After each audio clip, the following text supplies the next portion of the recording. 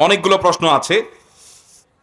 প্রথম প্রশ্ন, আমাদের এলাকার অনেক মানুষ বিদেশ থাকে, কিন্তু ইসলামে বলা আছে স্ত্রীকে রেখে 3 মাস বা 6 মাস বাইরে থাকা যায়, কিন্তু বাস্তবতায় ঋণ করে বিদেশ গেলে সেই ঋণ পরিশোধ করতে 1 বছরের বেশি সময় লাগে।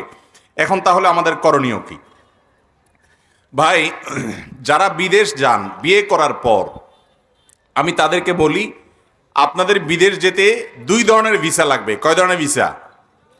একটা ভিসা নেবেন যে দেশে যাবেন সেই দেশের এম্বাসি থেকে, আর আরেকটা ভিসা নেবেন আপনার বউয়ের কাছ থেকে।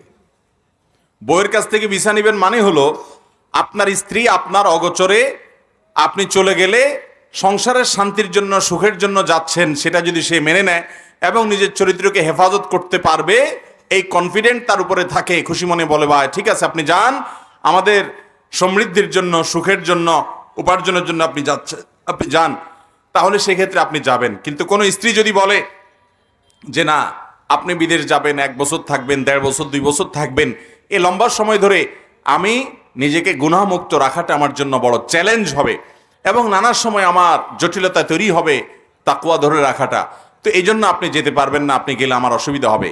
এটা যদি কোনো স্ত্রী বলে এবং আপনি গেলে যদি আসলেই কোনো এরকম পরিস্থিতি হবে আপনি জানেন, তাহলে সেক্ষেত্রে আপনার জন্য বিদেশ বিয়ে করার পর স্ত্রীকে রেখে যাওয়া জায়েজ। তবে এর মানে এই না যে শরীয়ত আপনার জন্য কোনো সময় ঠিক করে দিয়েছে, যেমন প্রশ্নকর্তা বলেছেন 3 মাস 6 মাস বাইরে থাকা যায়, এর বেশি যায় না। না, এটা তো আপনার মন গড়া কথা। 3 মাস 6 মাস থাকা যায় এমন কোনো কথা নাই। স্বামী স্ত্রী উভয়ে যদি সম্মত থাকে, স্ত্রী যদি গুনাহ থেকে বেঁচে থাকতে পারেন আলহামদুলিল্লাহ, স্বামীও বেঁচে থাকতে পারেন, তাহলে 1 বছর 2 বছর 3 বছর বা আরো লম্বা সময় যদি বিদেশ থাকেন সেটা শরীয়ত দৃষ্টিকোণ থেকে নাজায়েজ বা হারাম না। কিন্তু মনে রাখবেন এরকম দীর্ঘ সময় স্ত্রীকে ফেলে রেখে বিদেশে পড়ে থাকা কখনো ভালো জিনিস। ইসলাম চায় স্বামী স্ত্রী একে অন্যের কাছাকাছি থাকবে, কারণ বিয়ের অন্যতম একটা উদ্দেশ্য হলো পবিত্রতা, চারিত্রিক হেফাজত, চরিত্রের হেফাজত। এই চারিত্রিক পবিত্রতা এটা নষ্ট হতে পারে যদি আপনি লম্বা সময়ের জন্য বিদেশে চলে যান। এই জন্য আমি বলি যারা বিদেশে যেতে চান অবিবাহিত অবস্থায় যাবেন, উপার্জন করে পুঁজি সংগ্রহ করে চলে আসবেন। আর যদি বিয়ে করার পরে যান তাহলে এমন প্রফেশনে যাবেন, চেষ্টা করবেন স্ত্রীকে সাথে নিয়ে যাওয়ার জন্য, থাকার জন্য, যাতে করে আপনার চরিত্রে হেফাজত থাকে। চেষ্টা করবেন তো ইনশাআল্লাহ? আল্লাহ আমাদেরকে তৌফিক দান করুন। এরপরে প্রশ্ন হলো, জর্দা সিগারেট খেলে 40 দিন ইবাদত কবুল হয় না। আপনি সরেন, এটা নিয়ে লাগবে না, এটা আমার সরেন, সরে যান, বারবার ডিস্টার্ব করছেন তো আপনি এখানে এসে। জর্দা সিগারেট খেলে 40 দিন ইবাদত কবুল হয় না, এটা ঠিক কিনা? জর্দা সিগারেট খেলে 40 দিন ইবাদত কবুল হয় না এভাবে হাদিসে আসে নাই। হাদিসে যেটি বর্ণিত হয়েছে সেটি হলো, যদি কেউ কোনো মাদক সেবন করে এরপরে সে নেশাগ্রস্ত হয় 40 দিন তার ইবাদত কবুল হয় না, সালাত কবুল হয় না। এর উপরে ভিত্তি করে অনেক উলামায়ে কেরাম যে কোনো নেশা জাতীয় দ্রব্য পান করলেই সেটার উপরে এই বিধানটা প্রয়োগ করেন। তবে হাদিসের ভাষ্য অনুপাতে বোঝা যায় যে মাদক দ্রব্য সেবন করবে সেটা যে প্রকারেরই হোক না কেন, এবং এর ফলে সে মাদক আসক্ত হয়ে যায় এবং সে নেশাগ্রস্ত হয়ে যায়, মাতাল হয়ে যায়, মাতলামি করে, তার জন্য এই ভয়াবহ শাস্তির কথা বলা হয়েছে। বিধায় আপনার কেউ পানের সাথে জর্দা খেলো, তামাক খেলো, যদিও এটা স্বাস্থ্যের জন্য ক্ষতিকর, আর স্বাস্থ্যের জন্য ক্ষতিকর কোনো কিছু কোনো ইমানদারের জন্য করা উচিত না, তাহলে সেক্ষেত্রে সেটা ভিন্ন বিষয়। কিন্তু এর মানে এই না যে এর কারণে তার 40 দিন ইবাদত কবুল হবে না, হাদিসে সেটা বলা হয় নাই। আমাদের এলাকায় একটি প্রচলন আছে, মানুষ মারা গেলে 3 দিনের দিন কাপড় ধোয়া নিয়ে হাদিস বা কোরআন কি বলে? মানুষ মারা যাওয়ার পর 3 দিনের দিন কাপড় ধোয়া, এটা আবার কি? আমি নতুন করে জানলাম। হ্যাঁ, কি করে 3 দিনের দিন কার কাপড় ধোয়? একজন বলেন। হ্যাঁ, ও ফ্যামিলির সবার কাপড় ধোয়। চিন্তা করেন, এত কুসংস্কার এদেশে আছে যে সবগুলো আমরা জানিও না। মনে রাখবেন, মানুষ মারা যাওয়ার পর যারা মৃত ব্যক্তিকে দাফন করেছে, কবর দেয়াতে সামিল হয়েছে, তারাও ঘরে প্রবেশ করার আগে, বাড়িতে আসার পর তারা এমনকি ঘরে ঢুকলো, তাদের জন্য গোসল করাটা মুস্তাহাব। তাদের জন্য গোসল করাটা কি? মুস্তাহাব, ভালো। এছাড়া পুরো পরিবারের সবার কাপড় চোপড় ধুইতে হবে 3 দিন পর, এমন কোনো কথা কোরআন হাদিসে কোথাও বলা। ইসলামের নামে এরকম মন গড়া কোনো কিছু যদি করে কেউ, তাহলে সওয়াব হওয়া তো দূরের কথা, বরং উল্টা কি হতে পারে? গুনাহ হতে পারে, বেদাত হতে পারে। বিধায় কোনো মানুষ মারা গেলে পরিবারের সবার কাপড় চোপড় ধুইতে হবে 3 দিনের দিন, এরকম কোনো কথা কোরআন হাদিসে কোথাও বলা হয় নাই। এটা কুসংস্কার। এটা কি কুসংস্কার, অতএব আমরা এটা বিশ্বাস করব না। এরপরে প্রশ্ন হলো, আমি নামাজরত অবস্থায় আমার সামনে দিয়ে কেউ গেলে আমার করণীয় কি? নবী করিম সাল্লাল্লাহু আলাইহি সাল্লাম বলেছেন, তোমার নামাজের সামনে দিয়ে যদি কেউ যায়, নামাজি ব্যক্তির সামনে দিয়ে যদি কেউ যায়, সেই যেন ওই ব্যক্তির সাথে লড়াই লিপ্ত হয়। এখানে লড়াই লিপ্ত হওয়া মানে বাধা দেওয়া। সে বাধা দেওয়ার বিভিন্ন দিক হতে পারে। আপনি ইশারাতে বোঝালেন। অনেক সময় দেখা যায় আপনি যে নামাজ পড়ছেন, যিনি অতিক্রম করছেন তিনি টের পাচ্ছেন না। আজকাল বিশেষ করে মোবাইল টিপাটিপির যুগ। মানুষ মোবাইল টিপতে টিপতে রাস্তায় হাঁটে, মোবাইল টিপতে টিপতে রেল ক্রসিং, রেল রোড পার হওয়া, রেলপথ এপার থেকে ওপার পার হওয়ার পর পার হতে গিয়ে ট্রেনে কাটা পড়ার ঘটনা প্রায় পত্রিকা দেখা যায়, ঠিক কিনা বলেন? আর রাস্তা দিয়ে মোবাইল টিপতে টিপতে গিয়ে কোনো পিলারের সাথে, ঘরে কোনো ওয়ালের সাথে, অন্য কোনো মানুষের সাথে উষ্টা খাওয়া, এটা তো আজকাল অহরহ হয়। এই পরিমাণ নেশা হয়ে গেছে মোবাইলে, ঠিক না বেঠিক? মোবাইল ব্যবহার করেন, কিন্তু মোবাইল যেন আপনাকে ব্যবহার না করে। আপনি মোবাইল করবেন, ব্যবহার করবেন না, মোবাইল আপনাকে ব্যবহার করবে। আপনি যদি মোবাইল ব্যবহার করতে করতে ডাইরেক্ট হয়ে যান, ডাইরেক্ট বুঝেন যে ওইটা টিপাটিপি করা ছাড়া আপনার কিছুই হয় না, তাহলে সেক্ষেত্রে এটা এক ধরনের রোগ। আল্লাহ তাআলা রোগ থেকে আমাকে আপনাকে বেঁচে থাকার তৌফিক দান করুন। তাহলে যেটা বলছিলাম যে যদি কেউ মোবাইল টিপতে টিপতে মসজিদে হাঁটাহাঁটি করে, তাহলে একজন নামাজ পড়ছে যে হুঁশও তার হয়তো থাকবে না। এই জন্য আপনি তাকে ইশারা দিবেন, বোঝানোর চেষ্টা করবেন যে আপনি নামাজের মধ্যে আছেন, কিন্তু আমলে কাসির হয়, অর্থাৎ আপনি এমন কাজ করলেন যেটা করতে গিয়ে আপনি নামাজে আছেন যেটা বোঝার কোনো উপায় নেই, এরকম যদি হয়ে যায় তাহলে আপনার নামাজ ভেঙে যেতে পারে। এটা করতে হবে। তারপরেও যদি কোনো ব্যক্তি আপনার সামনে দিয়ে হেঁটে যায়, তার গুনাহ হবে, আপনার নামাজ হয়ে যাবে। আপনার হাদিসে যে বলা আছে যে আপনার নামাজ নষ্ট হবে বা আপনার নামাজকে সে ভেঙে দিল, এর মানে হলো মনোযোগ নষ্ট হওয়ার কথা। আর নবী করিম সাল্লাল্লাহু আলাইহি সাল্লাম বলেছেন, নামাজি ব্যক্তির সামনে হাঁটাহাঁটি করা যে কত বড় অপরাধ, এটা যদি কেউ জানতো তাহলে 40 পর্যন্ত সে দাঁড়িয়ে থাকতো। 40 বলতে 40 দিন না 40 ঘন্টা, সেটা হাদিসে উল্লেখ হয় নাই। 40 দিন যদি ধরেন, তাহলে 40 দিন সে দাঁড়িয়ে থাকতো প্রয়োজনে, তারপরও নামাজের সামনে দিয়ে হাঁটতো না, যদি জানতো এর কারণে কি মূল্য তাকে কিয়ামতের দিন দিতে হবে। এই জন্য নামাজের ব্যক্তির সামনে আমরা হাঁটাহাঁটি করব। আবার যিনি নামাজ পড়ছেন তারও দায়িত্ব আছে, একটা সূত্রা বা লাঠি রেখে নামাজ পড়বেন, অথবা একটা পিলারের সামনে, ওয়ালের সামনে দাঁড়িয়ে নামাজ পড়বেন। মানুষ হাঁটাহাঁটি করতে পারে এরকম জায়গায় দাঁড়িয়ে আপনি নিয়ত করে ফেললেন, মানুষের অসুবিধা হলো, সেরকম জায়গায় নামাজে যিনি দাঁড়াচ্ছেন তার জন্য দাঁড়ানো জায়েজ নাই, উচিত না। এরপরে প্রশ্ন হলো, একবার কসম ভেঙে গেছে, কাফারা দিয়েছি, আবার একই কসম ভেঙে গেছে, তাহলে পুনরায় কাফারা দিতে হবে নাকি তওবা করলে হবে? যদি আপনি আল্লাহর নামে শপথ করেন, আমি আল্লাহর নামে শপথ করলাম আমি এই কাজটা করব। অনেক সময় দেখা যায় আমরা ভুল শপথ করি। যেমন ধরুন কোনো বন্ধুর সাথে রাগারাগি করে বলল যে আল্লাহর কসম তোর সাথে আমি আর কথা বলবো না, আছে কি নাই? তো এরকম যদি শপথ করেন, এই শপথটা ভালো শপথ না খারাপ শপথ? কথা বলেন, ভালো শপথ না খারাপ শপথ? কেমনে খারাপ? কারণ কোন মুসলমান অন্য কোন মুসলমানের সাথে রাগ করে 3 দিনের বেশি কথা বলা বন্ধ রাখা জায়েজ। অতএব এই নাজায়েজ কাজটা যদি কেউ করে তাহলে সেক্ষেত্রে খারাপ কাজ। এই খারাপ কাজের শপথ যদি কেউ করে তাহলে সে ওই শপথটা ভাঙতে হবে, ওইটা ভাঙা জরুরি। অন্যায় এবং ভুল শপথ করলে সেই শপথ রক্ষা করবেন না, বরং সেটা ভাঙবেন। আর শপথ ভঙ্গের কারণে আপনি কাফারা দিয়ে দিবেন, কাফারা স্বরূপ 10 জন মিসকিনকে খাদ্য দিবেন, অথবা আপনি 3টা রোজা রাখবেন, এতে আপনার কসমের কাফারা হয়ে যাবে। এখন কথা হলো, একবার কসম করেছেন, ভেঙেছেন, ভাঙার পর কাফারা দিয়েছেন, আবার কসম করেছেন, এবারও যদি ভাঙেন তাহলে আপনাকে আবার কাফারা দিতে হবে। শুধু তওবা করছেন, মাপ চাইছেন, তাতে কাজ হবে না। ভবিষ্যতে কোনো কাজ করবেন শপথ করছেন অথচ করেন নাই, অথবা কোনো কাজ করবেন না বলেছেন সে কাজটা করেছেন, আপনাকে কাফারা দিতে হবে। এমনকি ভুল কসম করেছেন সেটাও যদি ভাঙেন তারপর আপনাকে কাফারা দিতে হবে। এরপর প্রশ্ন হলো, মানুষ মারা গেলে 3 দিন, 7 দিন বা 40 দিনে যে মানুষ খাওয়ানো হয়, সেখানে আত্মীয় স্বজনদের সহ খাওয়ানো হয়, এতে মৃত ব্যক্তির কোনো উপকার আসে কিনা? দেখুন, মৃত ব্যক্তির তরফ থেকে আপনি গরিব মানুষকে খাওয়াইলেন, টাকা পয়সা দান করলেন, এটা মৌলিকভাবে জায়েজ জিনিস। কিন্তু হিন্দু ধর্ম মতে শ্রাদ্ধ বলতে একটা জিনিস আছে। কোনো মানুষ মারা গেলে মৃত ব্যক্তির আত্মীয় স্বজনকে দাওয়াত দিয়ে, সবাইকে দাওয়াত দিয়ে খাওয়ালে সেটাকে শ্রাদ্ধ বলে। এই শ্রাদ্ধ না করলে তাদের ধর্মবিশ্বাস অনুযায়ী মৃত ব্যক্তি তাকে শাস্তি দেওয়া হয় বা তাকে স্বর্গে খাবার দেওয়া হয় না। শ্রাদ্ধ লিখে আপনি অনলাইনে সার্চ দিলে পেয়ে যাবেন বিতাড়িত, আমি দেখেছি। তো এখান থেকে মুসলমানদের মধ্যে আসছে যে মানুষ মারা গেলে ওই উসিলা এলাকাবাসীকে খাওয়ানো।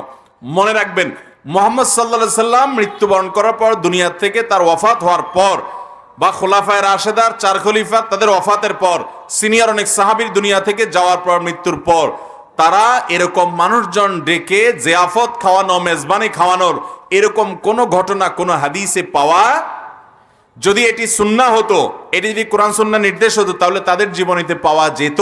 নবী সাল্লাল্লাহু আলাইহি সাল্লাম এরকম কোনো নির্দেশ করেন নাই যে তোমাদের মা বাবা ভাই বোন আত্মীয় স্বজন মারা গেলে এলাকাবাসীকে তোমরা খানা খাওয়াবে। হ্যাঁ, আপনি যদি এমনিতে সাধারণভাবে দান সাদাকা করেন মৃত ব্যক্তির তরফ থেকে, সেটা উপকারী, কিন্তু 3 দিন 7 দিন 40 দিন নির্দিষ্ট করে এই যে খাওয়ার অনুষ্ঠান বা ভোজন অনুষ্ঠান, এটা করা ইসলাম নির্দেশ দেয় নাই, কিন্তু আমাদের দেশের সব জায়গায় এই বিষয়টি প্রতিষ্ঠিত আছে। আচ্ছা বলেন তো, মানুষ মানুষকে কখন খাওয়ায়? খুশি হলে। কখন খাওয়ায়? একজন বিয়ে করেছে, আজ তো বউ ঘরে আসছে, খুশির চোটের অলিমা খাওয়ায়, ঠিক না ভাই? ঠিক। আরেকজনের ছেলে হয়েছে, মেয়ে হয়েছে, খুশির চোটে আকিকা খাওয়ায়, ঠিক কিনা বলেন?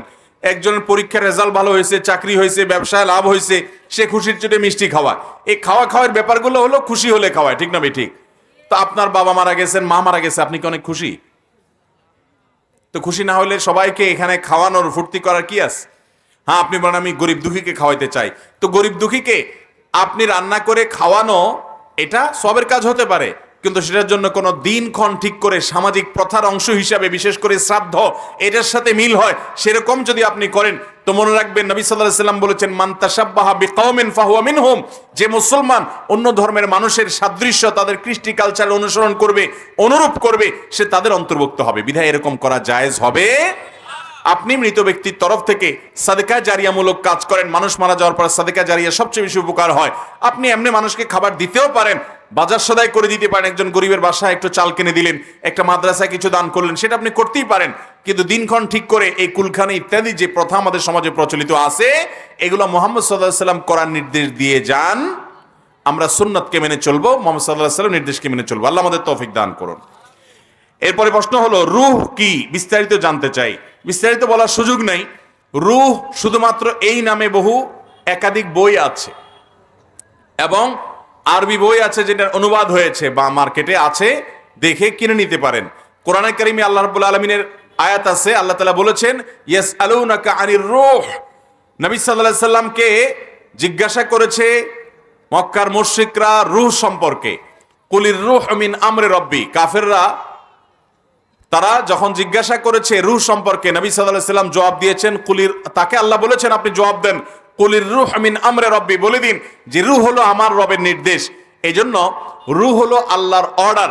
আমাদের মধ্যে রূহ আসা মানে হলো আল্লাহর অর্ডার আসা, রূহ চলে যাওয়া মানে আল্লাহর অর্ডার, আমার জীবিত না থাকার ব্যাপারে অর্ডার আসছে, অর্ডার চলে যাওয়া, এটাই হলো রূহ। কোরআনে কারীমের ভাষ্য অনুযায়ী শুধুমাত্র এতটুকু। এর বাইরে আরো বিস্তারিত যদি জানতে চান, তাহলে বই পড়ার জন্য আমরা অনুরোধ করব। এরপরে প্রশ্ন হলো, মিলাদ কিয়াম কি রাসূলের সুন্নাহ? আমাদের এই এলাকা মিলাদ কিয়ামের প্রচার প্রচলিত, এমনকি যদি কেউ মিলাদ না পড়েন তাহলে অনেকে কষ্ট পান ও রাগ করেন। এখন আমাদের করণীয় কি? ভাইরা আমার, নবী করিম সাল্লাল্লাহু আলাইহি ওয়াসাল্লামের প্রতি দুরূদ পড়া লাগবে কি লাগবে না? নবী করিম সাল্লাল্লাহু আলাইহি ওয়াসাল্লাম বলেছেন, মান সাল্লা আলাইয়া মাররাতান সাল্লাল্লাহু আলাইহি আশারা, যে ব্যক্তি আমার প্রতি একবার দুরূদ পাঠ করবে, আল্লাহ তাআলা তার প্রতি 10 বার রহমত নাজিল করবেন। কয়বার রহমত নাজিল করবেন? 10 বার রহমত নাজিল করবেন। এই জন্য বেশি বেশি দুরূদ পাঠ করতে হবে, কিন্তু দুরূদ পাঠের জন্য সম্মিলিতভাবে পাঠ করতে হবে, সবাই ডেকে একত্রিত হয়ে দুরূদ পাঠ করতে হবে। এরকম কোনো কথা কোরআন হাদিসে কোথাও বলা, সাহাবীরা দুরূদ পাঠ করছে না করে নাই?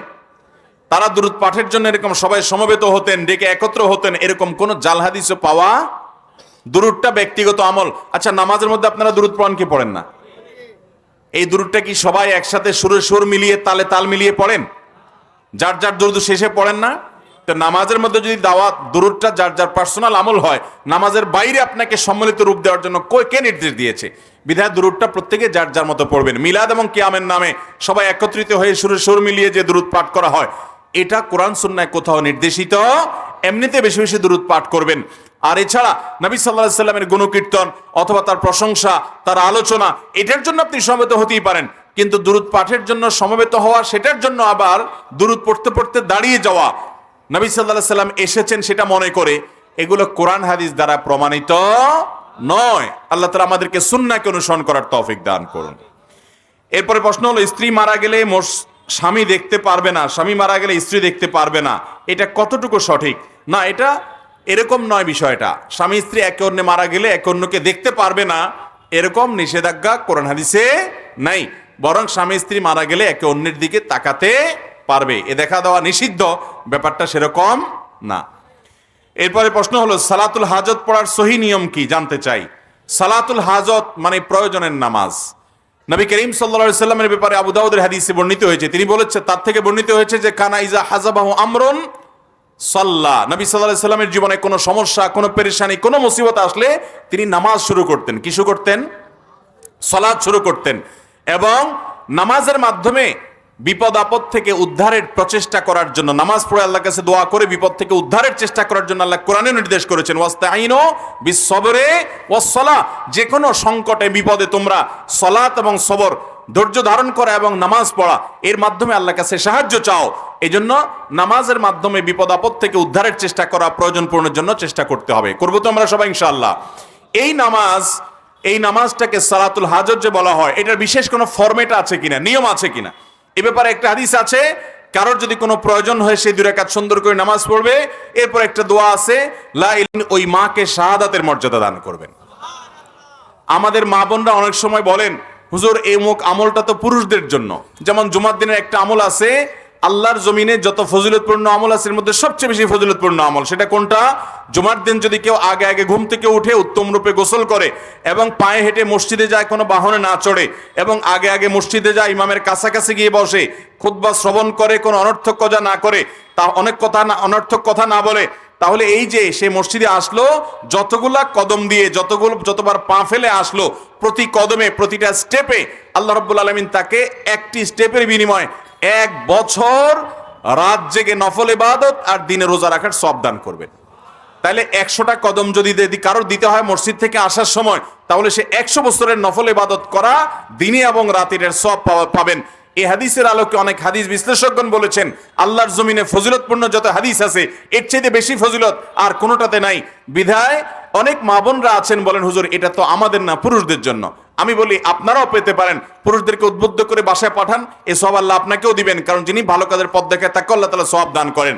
এছাড়া কিছু আমল আছে মহিলাদের জন্য স্পেশাল, পুরুষদের জন্য না।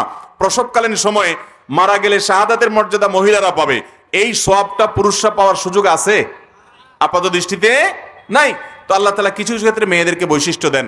আল্লাহ আমাদের মা বোনদেরকে সবর করার তৌফিক দান করুন, এবং এরকম বিপদে পড়া ইমানদার নারীদেরকে আল্লাহ তাআলা শাহাদাতের মর্যাদা দান করুন। এরপরে প্রশ্ন হলো, পিতা মাতার মধ্যে তর্ক বিতর্ক হলে সন্তান হিসাবে আমার করণীয় কি? পিতা মাতার মধ্যে তর্ক বিতর্ক হয়, ঘরে ঘরে অনেক সময় এটা হতে পারে। দাম্পত্য জীবনে বোঝাপড়ার গলমিল হতে পারে, গন্ডগোল, ঝগড়ার পর্যায়েও চলে যেতে পারে, যদিও না যাওয়া কাম্য। একজন সন্তান হিসাবে আপনার ভূমিকা কি হবে? খুবই গুরুত্বপূর্ণ। এক্ষেত্রে আমাদের অনেক ভাই বোন আছেন যে ভুল করে ফেলেন। হয়তো আপনার বাবা আপনার মায়ের প্রতি জুলুম করছেন, আপনার মা আপনার বাবার প্রতি জুলুম করছেন, হতে পারে। তো যিনি জুলুম করছেন, আপনি যদি পারেন তাকে থামানোর, তাহলে আপনি থামাবেন, কিন্তু সেটা থামাতে গিয়ে আপনি যেন আবার আইন হাতে তুলে আপনার বাবা বা মাকে শাসন করতে না যান। খুব ভালো করে শুনে রাখেন। অনেক ছেলে আছে, বাবা তার মার প্রতি জুলুম করছে, এই জন্য বাবার গায়ে হাত তোলে, আছে না নাই? খবরদার, ভয়াবহ অপরাধ হবে এটা। আপনি যেটা করবেন, আপনার মাকে বাঁচাবার জন্য আপনি ওয়াল হয়ে যান, দেয়াল হয়ে যান, আপনি বাবার হাতটা ধরে ফেলেন। আপনি বেয়াদবি করবেন না, আপনি তাকে কাউন্সিলিং করেন, তাকে বুঝান, ঠান্ডা মাথায় নসিহত করেন, যখন স্বাভাবিক হয় অন্য কাউকে দিয়ে বুঝান, অন্য কারোর সহযোগিতা চান, আপনার দাদা দাদি বড় চাচা অন্য যারা আছেন তাদের কাছে বিচার দিয়ে তাকে সংশোধন করেন, আপনি উদ্যোগ গ্রহণ করেন। অতিরিক্ত জুলুম হচ্ছে, মাকে আপনি বাঁচাবার জন্য বিভিন্ন উদ্যোগ নেন, কিন্তু তাই বলে আপনি বাবার বিচারের দায়িত্ব বা মাকে শাসন করার দায়িত্ব আপনার হাতে তুলে নিতে পারেন? খবরদার, এটা অনেক যুবক ভাইরা ভুল করে বসেন। আল্লাহ আমাদেরকে বোঝার তৌফিক দান করুন। পিতামাতা ও শ্বশুর শাশুড়ি, এদের মধ্যে কাদের সঙ্গে কিরূপ ব্যবহার করতে হবে, দয়া করে এই সম্পর্কে কিছু বলুন। দেখুন, পিতামাতার ভরণ পোষণ দেওয়া আপনার উপরে কর্তব্য, তাদের প্রতি সদাচরণ করা আপনার উপরে কর্তব্য। শ্বশুর শাশুড়ি তারা আপনার স্ত্রীর বাবা মা, আবার মহিলাদের জন্য স্বামীর বাবা মা হলেন তার শ্বশুর শাশুড়ি, তাদের প্রতিও সদাচরণ করা, যেহেতু তারা সিনিয়র, বয়সে বড়, বাবা মার মতো, অতএব তাদের প্রতি বাবা মায়ের মতো আচরণ করা এটা ইমানের দাবি। তাদের সাধ্য অনুযায়ী সেবা করা, পাশে দাঁড়ানো, এটা শুধু মহিলাদের জন্য মাসালা দিলে হবে না। আমাদের সমাজে মহিলাদের জন্য মাসালা দেই আমরা যে মহিলারা তাদের শ্বশুর শাশুড়ির সেবা করবে, খেদমত করবে, কিন্তু একই কথা পুরুষদের জন্য প্রযোজ্য আছে না নাই? পুরুষ তার শ্বশুর শাশুড়ি খেদমত করা লাগবে না? অতএব তাদেরকে অর্থ দিয়ে, পরামর্শ দিয়ে, সহযোগিতা করে, আন্তরিকতা দিয়ে, দোয়া করে বিভিন্নভাবে সহযোগিতা করতে হবে। কারণ তাদের মেয়ের সাথে আপনি সংসার করছেন, তাদের অবদান আপনার প্রতি আছে, কৃতজ্ঞতা আদায় করতে হবে। আমাদের সমাজে কৃতজ্ঞতা আদায় করা তো দূরের কথা, বরং বউ চুন থেকে নুনটা যদি খসায়, সাথে সাথে মোবাইলটা নিয়ে ফোন দেয়া, শ্বশুরের ফোন দেয়া, ধমক শুরু হয়, আপনার মেয়ে এই আকাম করছে, আপনার মেয়ে এটা বলছে, মাকে বলে, সম্বন্ধীকে বলে। এরকম অনেক স্বামী আছে না নাই? ভাইরা আমার, স্বামী স্ত্রীর মধ্যকার যদি কোনো সমস্যা হয়, নিজেরা সলভ করার চেষ্টা করতে হবে, নিজেরা সমাধান করার চেষ্টা করতে হবে। না হলে অন্যদের সহযোগিতা আপনি নিবেন, সেটাও কোরআনে বলা আছে। কিন্তু মনে রাখবেন, কথায় কথায় বাপ মাকে টেনে এনে তাদেরকে কষ্ট দিয়ে আঘাত দেওয়াটা জায়েজ নাই। আল্লাহ আপনাকে যখন একটা মেয়ে দিবে, এই মেয়েটা মানুষ হিসাবে ভুল হতে পারে কি পারে না? ভুল হতে পারে কি পারে না? এই ভুলের কারণে আপনার জামাই যদি আপনাকে ফোন করে এরকম তার নামে বিচার দেয়, কলিজাটা যে তখন কিরকম লাগবে তখন বুঝতে পারবেন। এজন্য আল্লাহর ওয়াস্তে এই ছোট লোকিটা আমরা করব। আপনি কিছু হলে শ্বশুর শাশুড়িকে আঘাত করা শুরু করবেন, এটা উচিত না। অতএব শ্বশুর শাশুড়ির প্রতি শ্রদ্ধা প্রদর্শন করবেন, সাধ্য অনুযায়ী সেবা করবেন। আল্লাহ আমাদেরকে তৌফিক দান করুন। কারোর সাথে কথা বললে ঝগড়া বাঁধার সম্ভাবনা 100 ভাগ, এমত অবস্থা আমার করণীয় কি? যদি মনে হয় এখন কথা বললে ঝগড়া হবে, তাহলে কথা বলবেন না, কথা বলা আপনার জন্য ওই টাইমে জায়েজ নাই। কিন্তু তার সাথে চিরকাল কথা বলবেন না, কেন? কথা বললে ঝগড়া হবে, এটা গ্রহণযোগ্য কোনো অজুহাত না। একটা লোকের সাথে এখন এই মুহূর্তে কথা বললে আমার মেজাজ গরম আছে, এটা খারাপ দিকে যাবে, তার মেজাজ গরম আছে, তাহলে ওই টাইমে কথা না বলাই হলো সুন্নাহ। ওই সময় কথা বলবেন না, সবর করবেন। এবং 2 দিন 3 দিন আপনি কথা না বলে থাকলেন, এটুকুও গ্রহণযোগ্য। কিন্তু এরপরেও আপনি দীর্ঘকাল তার সাথে কথা বললেন না, তাকে তরক করলেন, এটা জায়েজ নাই। লা ইয়াহিল্লু লিমুসলিমিন আন ইয়াহজুরা আখাহু ফাওকা সালাতি লায়াল। কোন ব্যক্তি তার মুসলমান ভাইয়ের সাথে 3 দিনের বেশি কথা বলে থাকবে না, এটা জায়েজ নাই। বিধায় আপনি সাময়িক সময়ের জন্য এটা করতে পারেন। এরপরে প্রশ্ন হলো, আমার এলাকার বহু ধনী লোক একজন মারা গিয়েছে, এখন তাহার ছেলেরা প্রতিদিন আসর বাদ কবরের পাশে কোরআনের হাফেজকে দিয়ে কোরআন পড়ায়, এটা কি শরীয়ত মতো জায়েজ আছে? ভাইরা আমার, আমরা অনেকে মা বাবার কবরের পাশে মাদ্রাসার ছাত্রদেরকে টাকা পয়সা দিয়ে ঠিক করি তারা যেন বসে বসে কোরআন শরীফ পড়ে, অথবা মা বাবা মৃত্যুর পর তাদের লাশের চারপাশে বসে বসে কোরআন শরীফ পড়বে, আমরা টাকা দিয়ে লোক ঠিক করি, অথবা এমনিতেই তাদের জায়গায় তারা বসে বসে কোরআন খতম পড়বে, কোরআনে কারীম তেলাওয়াত করবে, তার জন্য আমরা টাকা দেই। ভালো করে শুনে রাখেন, মৃত ব্যক্তিকে সওয়াব পাঠানোর উদ্দেশ্যে কবরের কাছে হোক, লাশের পাশে হোক, আর অন্য কোনো জায়গায় হোক, লোক ভাড়া করে এনে কোরআনে কারীম তেলাওয়াত করানো এটা নাজায়েজ। এর কারণে মৃত ব্যক্তির লাভ হয় না, বরং আপনার গুনাহ হয়। আর যে তেলাওয়াত করে টাকা নেয় সে হুজুরও গুনাহগার হয়। কথা কি বুঝতে পারছি? ভাইরা আমার, এটা আমার ফতোয়া না, সারা দুনিয়ার সমস্ত উলামা একরামেরই ফতোয়া। মৃত ব্যক্তির জন্য কোরআন খতম করে, কোরআন খতম করায়া টাকা নেওয়া দেওয়া জায়েজ নাই। এটা পারিশ্রমিক নেওয়ার মতো বিষয় না, সম্পূর্ণ গুনাহের কথা। এবং এ ব্যাপারে দারুল দেওবন্দ সহ বিশ্বের বড় বড় জায়গা থেকে স্পষ্ট ফতোয়া দেওয়া আছে। আমার দেশে হুজুররা অনেক সময় করে, মাদ্রাসার ছাত্ররা অনেক সময় করে, আরে ভাই মৃত ব্যক্তির জন্য এমনি দোয়া করবে, আপনি এমনি দান সাদেকা করেন, কিন্তু লোক ভাড়া করে নেই ভাই, বিশেষ করে কবরস্থানে বসে বসে তেলাওয়াত করতে হবে, এই নির্দেশ কোরআন সুন্নাহয় কোথাও দেওয়া হয় নাই। কবরস্থানে যাবেন শুধু জিয়ারত করার জন্য। কিসের জন্য যাবেন? কবর জিয়ারত করার জন্য।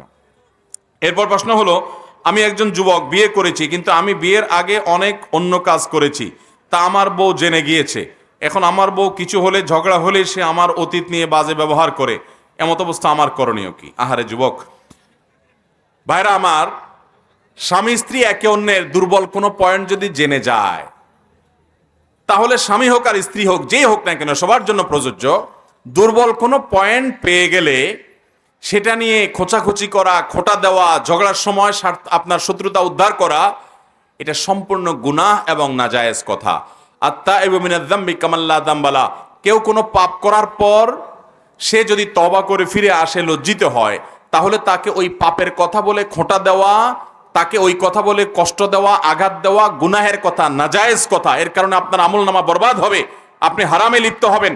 কারণ সে তওবা করে ফিরে এসেছে, সে যদি ওই অপকর্মে আর লিপ্ত না থাকে, সে লজ্জিত হয়, অনুতপ্ত হয়, আপনি তো এখন তাকে কথায় কথায় চান্সে ওই কথা বলে কষ্ট দেবে, এটা জায়েজ না। এরকম করলে দাম্পত্য জীবন কখনো সুখী হতে পারে না। মনে রাখবেন, পৃথিবীতে কেউ দুধের দোয়া না, সবাই পবিত্র না, ভুল ত্রুটি মানুষ করে। কিন্তু যিনি প্রশ্ন করেছেন, আমার তার কাছে বক্তব্য হলো যে আপনিও আপনার এই দুর্বলতার কথা বউকে বলার কোনো প্রয়োজন ছিল? মনে রাখবেন, গুনাহ করা একটা অপরাধ, গুনাহ করার পর সেটা অন্যের কাছে বলে বেড়ানো সেটা আরেকটা। কুল্লু উম্মতি মুআফান ইল্লাল মুজাহিরুন, নবী সাল্লাল্লাহু আলাইহি ওয়াসাল্লাম বলেছেন আমার উম্মতের সবাইকে মাফ করা হবে, কিন্তু যারা প্রকাশ্যে দেখে দেখে গুনাহ করে বা গুনাহ করে প্রকাশ করে বেড়ায়, এরকম বেপরোয়া মানুষগুলোকে ক্ষমা করা হবে না। মনে রাখবেন, গুনাহ করার পর অনেক লোক আছে, যুবক আছে, বন্ধু বান্ধবদের সাথে আড্ডা ফাড্ডা মারে, গল্প করে। মনে রাখবেন, গুনাহ করার পর কারোর কাছে গল্প দেওয়া মানে হলো তাকে সাক্ষী বানানো, এই কাজটা করা উচিত না। কিন্তু আপনি জেনে গেছেন কোনোভাবে, বা তিনি বলে ফেলেছেন, এখন আপনি এই চান্সে তাকে বিভিন্ন সময় ঘায়েল করেন। সম্পূর্ণ অন্যায় কথা, গুনাহের কথা। সে গুনাহ করে যে অপরাধ করেছে, আপনি তাকে ঘায়েল করে একই অপরাধ করবেন। অতএব দাম্পত্য জীবনে সুখী হওয়ার জন্য ঝগড়াঝাটি হতেই পারে, কিন্তু এই সমস্ত ছোট লোকি কাজ কোনো ইমানদার করতে পারে না। আল্লাহ আমাদেরকে এই সমস্ত অন্যায় থেকে বেঁচে থাকার তৌফিক দান করুন। অনেকদিন ঝগড়া হলেই দেখবেন গালিগালাজ করে। মুনাফিকের 4টা আলামতের মধ্যে একটা হলো ইদা খাসামা ফাজারা, যখনই ঝগড়া হয় সে গালিগালাজ করে, গুনাহে লিপ্ত হয়ে যায়। নবী সাল্লাল্লাহু আলাইহি ওয়াসাল্লাম বলেছেন ইমানদার কখনো কখনো গালিবাজ হতে পারে না, এ ধরনের নোংরা কাজ করতে পারে না। আল্লাহ আমাদেরকে বেঁচে থাকার তৌফিক দান করুন। এরপরে প্রশ্ন হলো, আমাদের চাচাদের কাছ থেকে 4-5 লক্ষ টাকা পাই, কিন্তু তাদের কাছে টাকা চাইলে তারা আমাদের মারতে আসে এবং আমাদেরকে অভিশাপ দেয়। এমন অবস্থায় আমাদের করণীয় কি? আমাদের পরিবারে টাকা খুব প্রয়োজনীয় মুহূর্তে। দেখুন, পাওনাদার যদি আপনাকে টাকা না দেয়, তাহলে সেক্ষেত্রে পাওনাদারের প্রতি আপনি প্রেসার ক্রিয়েট করতে পারেন, প্রয়োজনে আপনি আইনের আশ্রয় নিতে পারেন, আপনি আপনার হক আদায়ের জন্য উদ্যোগ গ্রহণ করতে পারেন। তাই বলে তার প্রতি জুলুম হয় সে পর্যায়ে আপনি যেতে পারবেন না, গালিগালাজ করতে পারবেন না।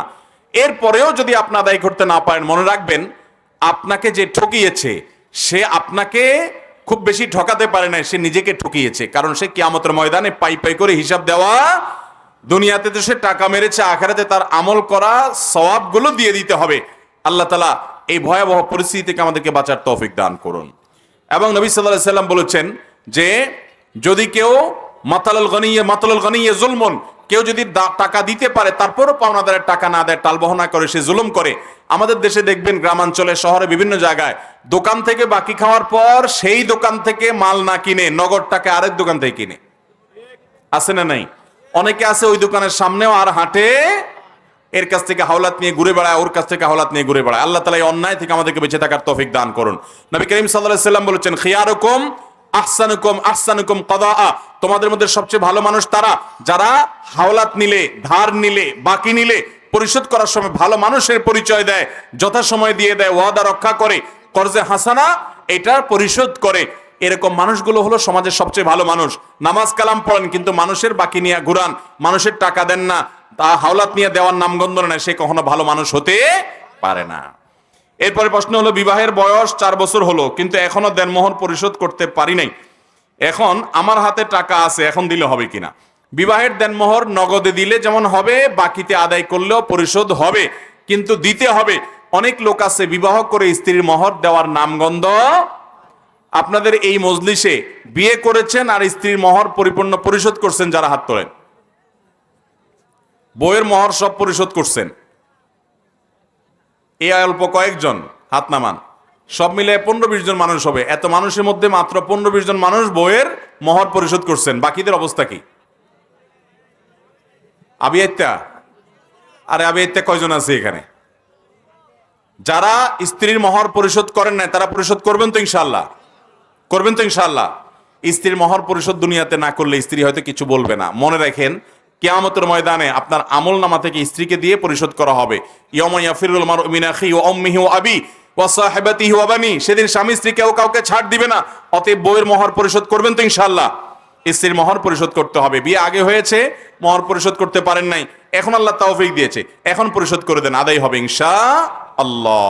মহিলাদের জন্য তিতা করল্লার মতো একটা আমল আছে। কিসের মতো আমল ভাই? তিতা করল্লা চিনেন? প্রচন্ড তিতা, এই তরল করল্লা খাইতে কষ্ট হয়। মহিলাদের জন্য এরকম একটা আমল আছে। সে আমলটা হলো স্বামীর আনুগত্য করা। কার আনুগত্য করা?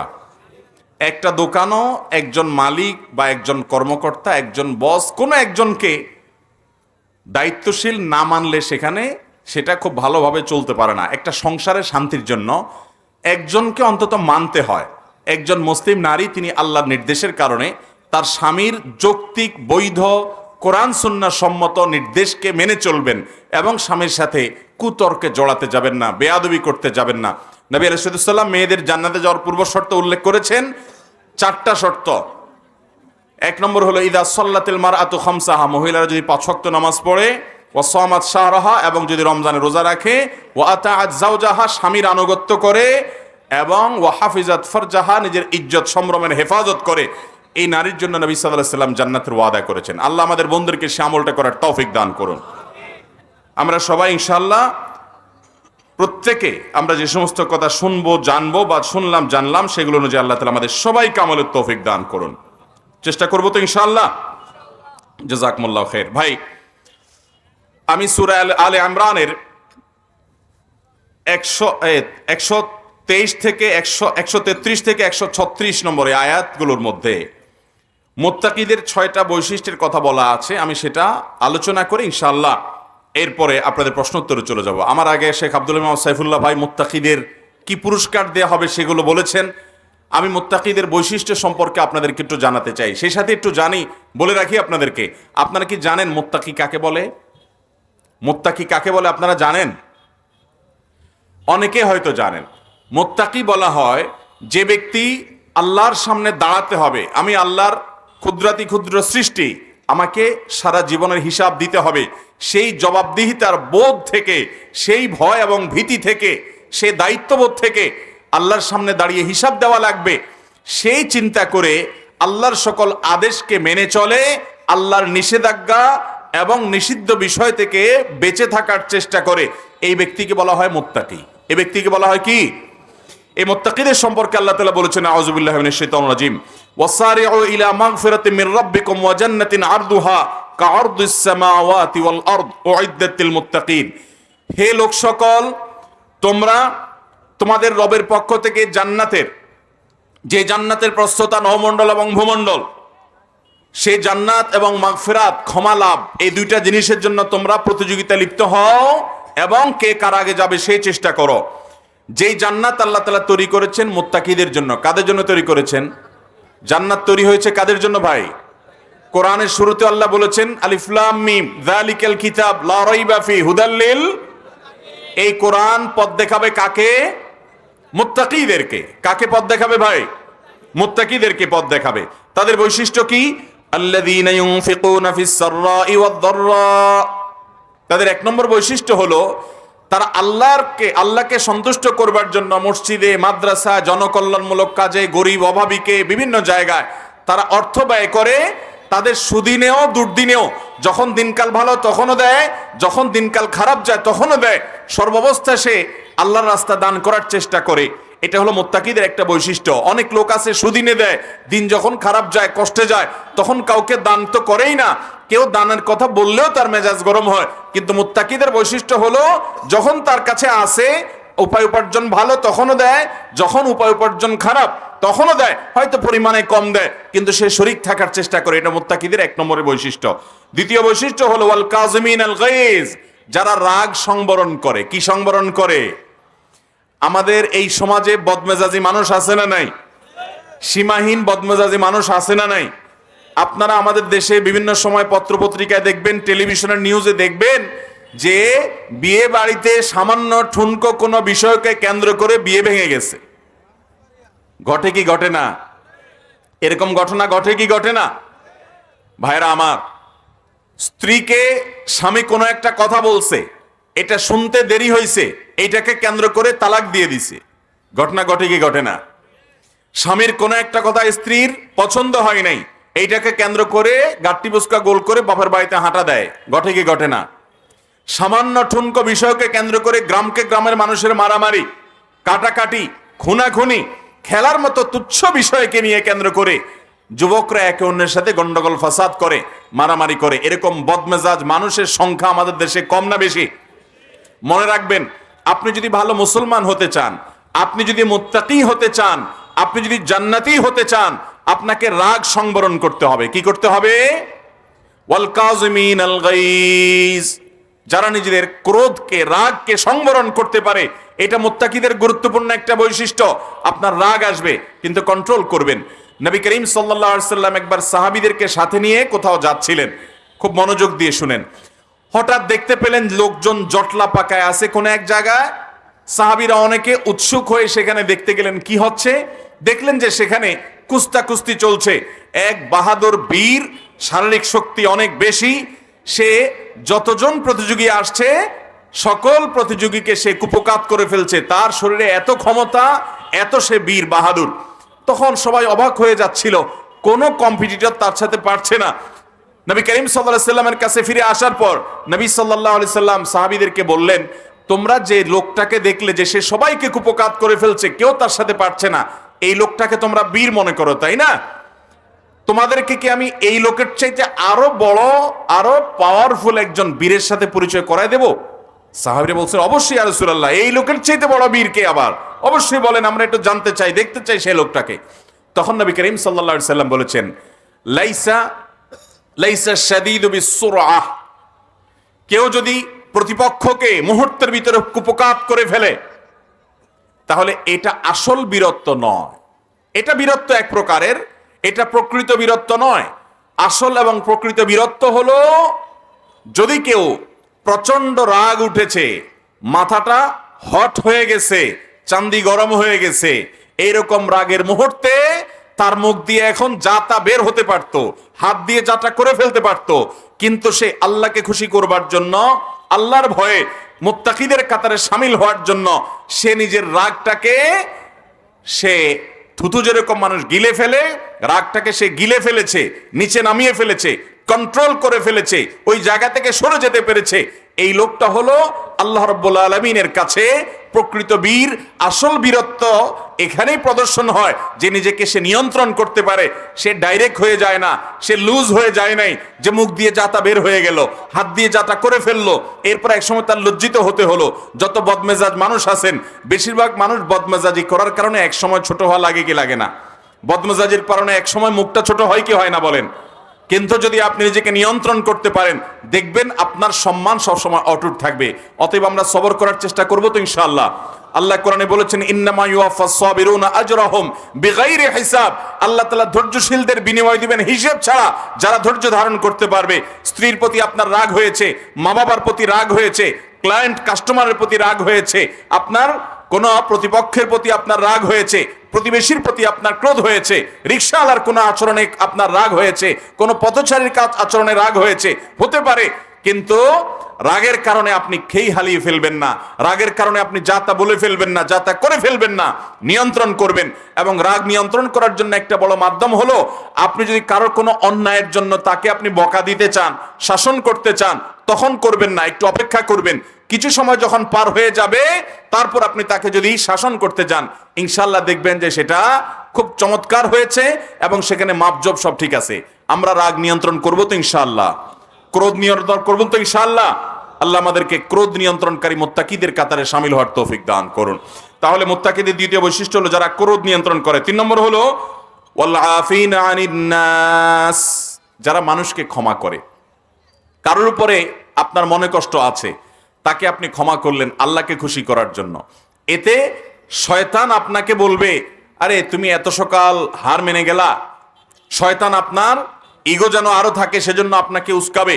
কিন্তু একজন ইমানদার মুত্তাকির বৈশিষ্ট্য হলো, থাক আল্লাহর জন্য আমি মাফ করে দিলাম। কেউ মাফ চাইলে তো মাফ করবই, মাফ না চাইলেও মাফ করে দিব।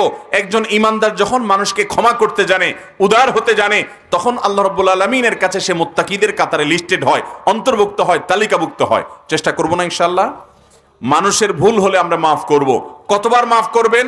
আপনি নিজে যতবার ভুল করে কিয়ামতের দিন আল্লাহর কাছে মাফ চান, তার চাইতে কম সংখ্যক বার চাইলেও চলবে। চেষ্টা করব না ইনশাআল্লাহ। আল্লাহ আমাদেরকে তৌফিক দান করুন। তাহলে মুত্তাকিদের 3 নম্বর বৈশিষ্ট্য হলো যারা মানুষকে ক্ষমা করে। 4 নম্বর বৈশিষ্ট্য কি? 4 নম্বর বৈশিষ্ট্য হলো ওয়াল্লাহু ইউহিব্বুল মুহসিনিন, যারা ইহসান করে, ভালো কাজ করে, সৎকর্ম করে, যে কোনো ক্ষেত্রে খুঁটে খুঁটে খুঁটে খুঁটে ভালো কাজগুলো করে, মুত্তাকিদের বৈশিষ্ট্য। 5 নম্বর বৈশিষ্ট্য হলো ওয়াল্লাযীনা ইযা ফাআলু ফাহিশাতান আও যালামু আনফুসাহুম যাকারুল্লাহ ফাস্তাগফিরু লিযুনুবিহিম ওয়া মান ইয়াগফিরুয যুনুবা ইল্লাল্লাহ। মুত্তাকিদের 5 নম্বরের বৈশিষ্ট্য হলো যারা কোনো অন্যায় কাজ করার পর, অশ্লীল কাজ করার পর, গুনাহের কাজ করে ফেলেছে, শয়তানের পালায় পড়ে যখনই আল্লাহর কথা স্মরণ হয়েছে সাথে সাথে আল্লাহর কাছে ক্ষমা চেয়েছে, চোখের পানি ফেলে দিয়ে মাপ চেয়েছে এবং নিজের কৃতকর্মের জন্য লজ্জিত হয়ে সে বলেছে আল্লাহ ছাড়া কে আর মাফ করতে পারে, তার দিকে ধাবিত হয়েছে, অনুতপ্ত হয়ে আর করবে না প্রতিজ্ঞা করেছে। এই ইস্তেগফার যদি কেউ করে সেটা মুত্তাকিদের বৈশিষ্ট্য। 6 নম্বর হলো ওয়ালাম ইউসিরু আলা মা ফাআলু ওয়া হুম ইয়ালামুন, জ্ঞাতসারে সে পাপটা আর করে না। এই 6টা কাজ যারা করে আল্লাহ তাআলা তাদের সম্পর্কে বলেছেন উলাইকা জাযাউহুম মাগফিরাতুম মির রাব্বিহিম, এই লোকগুলো যত ভুল ত্রুটি করবে আল্লাহ তাআলা তাদের সে ভুল ত্রুটি মাফ করে দিবেন। ওয়া জান্নাতিন তাজরি মিন তাহতিহাল আনহার খালিদিনা ফিহা ওয়া নি'মা আজরুল আমিলিন, এবং আল্লাহ তাআলা তাদেরকে জান্নাতুল ফিরদাউস জান্নাত দান করবেন, যে জান্নাতের তলদেশ দিয়ে নহর প্রবাহিত হবে, জান্নাতি নহর, এবং সেখানে সে চিরকাল থাকবে। এটাই হলো সবচেয়ে গুরুত্বপূর্ণ পয়েন্ট। দুনিয়ার সুখের কোনো স্থায়িত্ব হতে পারে, দুনিয়ার কোনো মানুষ যে পর্যায়ে থাকুক তার সুখ সমৃদ্ধি যশ নাম খ্যাতি এগুলো কি চিরকাল থাকে কোনোদিন? অতএব আল্লাহ তাআলা জান্নাতীকে সেই জিনিসটি দান করবেন এই 6টি বৈশিষ্ট্য থাকলে। আবার আমরা বলছি, নাম্বার 1 যারা সুখে দুঃখের সর্বাবস্থায় দান করে, 2 যারা রাগ সংবরণ করে, 3 যারা মানুষকে ক্ষমা করতে জানে, 4 যারা যে কোনো ভালো কাজ খুঁটে খুঁটে করার চেষ্টা করে, নাম্বার 5 যারা কোনো অন্যায় গুনাহ হয়ে গেলে আল্লাহর কাছে লজ্জিত হয়ে মাপ চায়, নাম্বার 6 সেই গুনাহের কাজ আর কখনো করে না। আল্লাহ তাআলা মুত্তাকিদের এই 6টি বৈশিষ্ট্য আমাদের সবাইকে অর্জন করার তৌফিক দান করুন। সবাই চেষ্টা করবো তো ইনশাআল্লাহ। যারা তাকওয়া অবলম্বন করবে, আল্লাহর ভয়ে অন্যায় পাপাচার এবং হারাম কাজ থেকে বেঁচে থাকবে, তাদেরকে আল্লাহ তাআলা 5টি বিশেষ পুরস্কার দিবেন বলে আজকের বক্তব্যে জেনেছে সে, এবং সে 5টি নেয়ামত বা পুরস্কার যেগুলো আল্লাহ তাআলা দিবেন সবগুলো সে বলেছে। এর মধ্যে সর্বশেষ পুরস্কার হলো আল্লাহ তাআলা মুত্তাকিদের জন্য স্পেশাল একটা জান্নাত, অনন্তকালের সুখের ঠিকানা, যেখানকার সুখ কখনো শেষ হবে। দুনিয়ার যত সুখ আছে এই সুখগুলো একসময় শেষ হবে নাকি হবে না? দুনিয়ার সকল সুখ এটা প্রথমত এটা প্রাপ্তির কোনো নিশ্চয়তা নেই। আমরা যত চেষ্টা করি হালাল হারাম বাজ বিচার করি বা না করি, যে কোনোভাবে পয়সা চাই, কেন? একটু সুখের জন্য। এই পয়সাটাও যে হবে, সুখটাও যে হবে, তার কোনো গ্যারান্টি কি থাকে? একজন দুর্নীতিবাজ কি জানে দুর্নীতি করে? একজন সুদখোর কি জানে যে সুদের কারবার করে? একজন অন্যায়কারী কি জানে যে অন্যায় করে সে সুখের দেখা পাবে কি পাবে না? এটা সে জানে? অনেক অন্যায়কারী আছে অন্যায় করতে করতে দুনিয়া থেকে চলে যায়, ওইটা ভোগ করার সুযোগও তার নসিবে। তাহলে দুনিয়ার সমস্ত প্রাপ্তি প্রথমত অনিশ্চিত। যদি সে সুখের দেখা পেয়েও যায় তো তার তৃপ্তি অস্থায়ী। দুনিয়ার পাওয়ার কোনো নিশ্চয়তা নাই, আর তৃপ্তির কোনো স্থায়িত্ব। আল্লাহ কোরআনে কারিমে বলেছেন ওয়াল আখিরাতু খায়রুম ওয়া আবকা, আখিরাত হলো এর বিপরীত, যে সেখানকার প্রাপ্তির নিশ্চয়তা আছে এবং তৃপ্তির স্থায়িত্ব আছে। তো আল্লাহ তাআলা সেই স্থায়ী অনন্তকালের সুখের ঠিকানা জান্নাতুন নাঈম দিবেন মুত্তাকিদেরকে, এবং আসমান থেকে বরকতের সমস্ত দুয়ার খুলে দিবেন মুত্তাকিদেরকে, আল্লাহ ভীরু মানুষদেরকে। আরও 3টি নিয়ামতের কথা সে বলেছে, আল্লাহ রাব্বুল আলামিন এগুলা দান করবেন। তো যুবক মানুষ, বয়সে তরুণ, আলোচনার সামারি সে শোনাতে পেরেছে। তুমি কি করো ভাই? ক্লাস 10-এ। কোথায়? মাশাআল্লাহ, আসো সামনে আসো তুমি। আমাদের এই তরুণকে আমরা একটা পুরস্কার দিতে চাই, একটা চমৎকার বই। আমি সব মাহফিলে আলোচনার পর বই পুরস্কার দেই, আপনারা সবাই একে অন্যকে বই পুরস্কার দিবেন। আমার অফিসে, আমার বাসায় সবসময় বই কেনা থাকে, আমি বই উপহার দেই 2 হাতে। নিজে খুব একটা পড়ার সুযোগ পাই না, কিন্তু প্রচুর পরিমাণে মানুষকে বই উপহার দেই। তো মাহফিলগুলোতে আমরা চেষ্টা করি যারা মাহফিলে মনোযোগ দিয়ে কথা শুনেন, সেটা অনুযায়ী জীবনকে পরিবর্তন করার চেষ্টা করেন, তাদেরকে আমরা পুরস্কৃত করার চেষ্টা করি। তো আমি আমার এই তরুণ ভাইকে একটা বই উপহার দিতে চাচ্ছি। প্রশ্ন আর নেবেন না, হ্যাঁ? যেগুলো এগুলো রাখেন, অসুবিধা নেই, আর নিয়েন না, ক্লোজ। এরপরে যদি আসে রেখে দেন পরবর্তীতে অন্য কোনো মাহফিল ইনশাআল্লাহ। যুবক মা বাপ আছেন? মা বাবা বেঁচে আছেন? ইন্না লিল্লাহি ওয়া ইন্না ইলাইহি রাজিউন। আল্লাহ তোমার দাদুকে জান্নাতুল ফেরদাউসের মেহমান করুন, বলুন আমিন। আচ্ছা, তোমার জন্য আমি, যুবক মানুষ, মা বাবা বেঁচে আছে, মা এবং বাবা এই বইটা আমি তোমাকে উপহার দিচ্ছি। এই বইটার শরীর সম্পাদনা আমি করেছি, আর সাধারণ সম্পাদনা আরিফ আজাদ করেছে। চমৎকার একটা বই, মা মা মা এবং বাবা। এই বইটি যে সমস্ত যুবকদের মধ্যে মা বাবার প্রতি দায়িত্বে অবহেলা আছে বলে আপনি নিজেকে মনে করেন, এই বইটা শুরু থেকে শেষ পর্যন্ত একবার পড়েন, আমার বিশ্বাস আপনার মধ্যে পরিবর্তন আসবে অতএব শুধু এই বই বলে কোনো কথা নয়, এই বিষয়ে আরও অনেক বই আছে। এটা গল্পের মতো চমৎকার একটা বই, সুখপাঠ্য, পড়তে ভালো লাগবে। আমি যেহেতু শরীর সম্পাদনা করেছি, শুরু থেকে শেষ পর্যন্ত আমি খুব ভালো করে পড়েছি এবং আপ্লুত হওয়ার মতো একটা বই। তো আমাদের এই যুবককে আমরা এই বইটা হাদিয়া দিচ্ছি। জাযাকুমুল্লাহ খাইর, ফি আমানিল্লাহ। এরপরে আমার প্রশ্ন, ওয়াজ মাহফিলগুলো আমরা প্রায় শুনি, মসজিদের মিম্বর থেকে নীতি কথা আমরা প্রায় শুনি, কিন্তু সেটার উপরে আমল যে পরিমাণ হওয়ার কথা সে পরিমাণ আমল হতে আমরা দেখি না। আমাদের এই মজলিসে, আজকের এই মাহফিলে এমন কোনো মানুষ কি আছেন যিনি কোনো সরকারি বা বেসরকারি কোনো কাজ তিনি আদায় করার জন্য ঘুষ দিলে সহজে হবে, ঘুষ না দিলে একটু ঝামেলা হবে, তারপরও তিনি ঘুষ না দিয়ে ঝামেলা পোহাইছেন, কষ্ট করেছেন, কিন্তু হারামের সাহায্য করেন নাই, এরকম স্যাক্রিফাইস করেছেন আল্লাহর জন্য? অনেক সময় দেখা যায় আমাদের দেশে আমরা শুধুমাত্র ঘুষখোরদের দোষ দেই। আমাদের দেশে ঘুষখোরদের যেমন দোষ আছে, যারা ঘুষ দেয় তাদেরও দোষ আছে না নাই? শুধু ঘুষ খেলে হারাম হবে না, ঘুষ দেওয়াটাও হারাম? ঘুষ দেওয়া হারাম না? আপনি আপনার অনেক ন্যায্য পাওয়া, ন্যায্য অধিকার ছেড়ে দিবেন যে ঘুষ দেওয়া ছাড়া এটা আদায় হবে না, অতএব আমি আল্লাহকে নারাজ করব না, প্রয়োজনে আমি স্যাক্রিফাইস করব। যদি এমন হয় যে আপনি নিরুপায়, এটা ছাড়া আপনার চলবে না, এদিকে ঘুষ দেওয়া ছাড়া হবে না, তাহলে সেক্ষেত্রে আপনি ঘুষ দেওয়া শর্ত সাপেক্ষে কোনো কোনো ক্ষেত্রে দেয়ালে পিঠ থেকে গেলে তখন জায়েজ হতে পারে, যেহেতু জুলুমের শিকার আপনি। কিন্তু ঘুষ গ্রহণ করার সর্বাবস্থা হারাম, আর ঠুনকো অজুহাতে ঘুষ দিয়ে আপনার বিভিন্ন কাজ হাসিল করাও জায়েজ নাই। এখন কথা হলো, আমাদের সমাজে অনেক ঘুষখোর আছে, যেই ঘুষখোরদেরকে আমরা সেদে সেদে ঘুষ দেই, ঠিক না ঠিক? আমার এনবিআর এর একজন বড় কর্মকর্তা আছে পরিচিত, তিনি প্রসঙ্গত আমাকে বলছিলেন যে আমাদের এই চেয়ারে কোনো এমন অফিসার যদি আসে যে অফিসার ঘুষ খায় না, তখন ব্যবসায়ীরা এবং ক্লায়েন্টরা খুব টেনশনে পড়ে যায়। তারা চায় এই অফিসার যত দ্রুত এখান থেকে সরতে পারে ততই ভালো, কারণ সে যদি ঘুষ না খায় তাহলে তাদের কাজগুলো তদবির করে করা সহজ হবে না কঠিন হবে? কঠিন হবে। তো এই দেশে ঘুষখোররা ঘুষ খেয়ে তাদের পেট যেরকম মোটা করছে, আমরা সাধারণ মানুষ অনেক সময় ঘুষখোরদেরকে ঘুষ খেতে সহযোগিতা করি, ঠিক কিনা বলেন? আপনার ড্রাইভিং লাইসেন্সের জন্য ভর্তি হতে হবে, ড্রাইভিং স্কুলে ভর্তি হতে হবে, কিছুদিন আপনাকে সেখানে গিয়ে এক্সারসাইজ করতে হবে, শিখতে হবে, এরপরে পরীক্ষা দিতে হবে, অনেক কিছুর পর ফিঙ্গারপ্রিন্ট দিবেন, তারপরে আপনার ড্রাইভিং লাইসেন্স পাবেন যদি আপনি পাস করেন, সব শর্ত পূরণ করেন। অনেক লোক আছে যে এসব ঝামেলা পোহাইতে রাজি না, লিগাল প্রসিডিওরগুলো এতগুলো মানতে গেলে তার অনেক ঝামেলা, অতএব সে চেষ্টা করে যে 2-4-5 হাজার টাকা দিয়ে যদি সস্তা বা শর্টকাট কোনো ওয়েতে কাজটা করতে পারে সে করে। এরকম আছে না নাই আমাদের দেশে? তাহলে এইভাবে নিজে সেদে ঘুষ দেওয়া একটু ঝামেলা এড়ানোর জন্য, এটা ইসলামে জায়েজ না না জায়েজ? হারাম কাজে যে সহযোগিতা করে সেটাও হারামের অন্তর্ভুক্ত।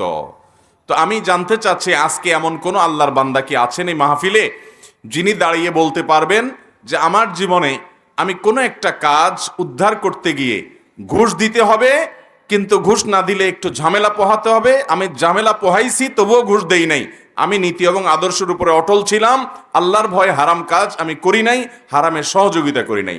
এরকম কোন বাপের বেটা থাকলে একটু দাঁড়ান। অনেক বাপের পুত দাঁড়াইছে, আর দাঁড়ায়েন না, 3 জন যথেষ্ট। আপনি আগে দাঁড়াইছেন, বলেন আপনার গল্পটা বলেন তো।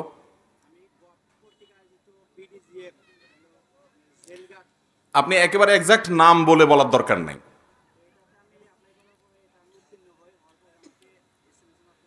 চাকুরির জন্য? আচ্ছা,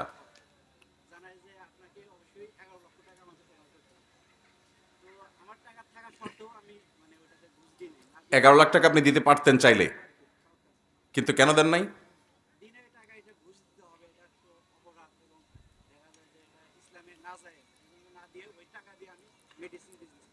এখন কি করেন আপনি? মেডিসিনে বিজনেস করেন। আপনার ব্যবসা কেমন যাচ্ছে এখন? খুব ভালো। কোথায় বিজনেস আপনার? এই সিরাজগঞ্জে? তা আপনি কি সিরাজগঞ্জ থেকে আসছেন আপনি? ও আচ্ছা, ওই জেলা সিরাজগঞ্জ না? আচ্ছা আচ্ছা, বুঝতে পেরেছি। মাশাআল্লাহ। কি নাম আপনার? আপনি চলে আসেন প্লিজ। মোহাম্মদ রিপন মিয়া, এই ভাইয়ের ঘটনা আপনারা অনেকে শুনতে পান নাই, আমি একটু শুনে দিচ্ছি। উনি একটা প্রতিষ্ঠানে জবের জন্য অ্যাপ্লিকেশন করেছেন, উনি কোয়ালিফাইড হয়েছেন, টিকেছেন, কিন্তু ওনার চাকরিটা নিতে হলে ওনাকে 11 লক্ষ টাকা ঘুষ দিতে হবে।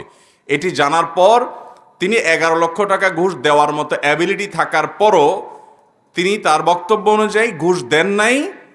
তিনি হারাম করবেন না, হারামে সহযোগিতা করবেন না, সেজন্য তিনি অটল অবিচল ছিলেন এবং ওই টাকা দিয়ে বরং তিনি মেডিসিনের বিজনেস শুরু করেছেন, তার বিজনেস ভালো যাচ্ছে। আমি এই যুবককে শুধু পুরস্কৃত করতে চাই না, আমার মনে চাচ্ছে আপনার কপালে চুমু খাই। কারণ আমাদের যুবকরা সবাই চাকরি করতে রাজি, ব্যবসা করতে।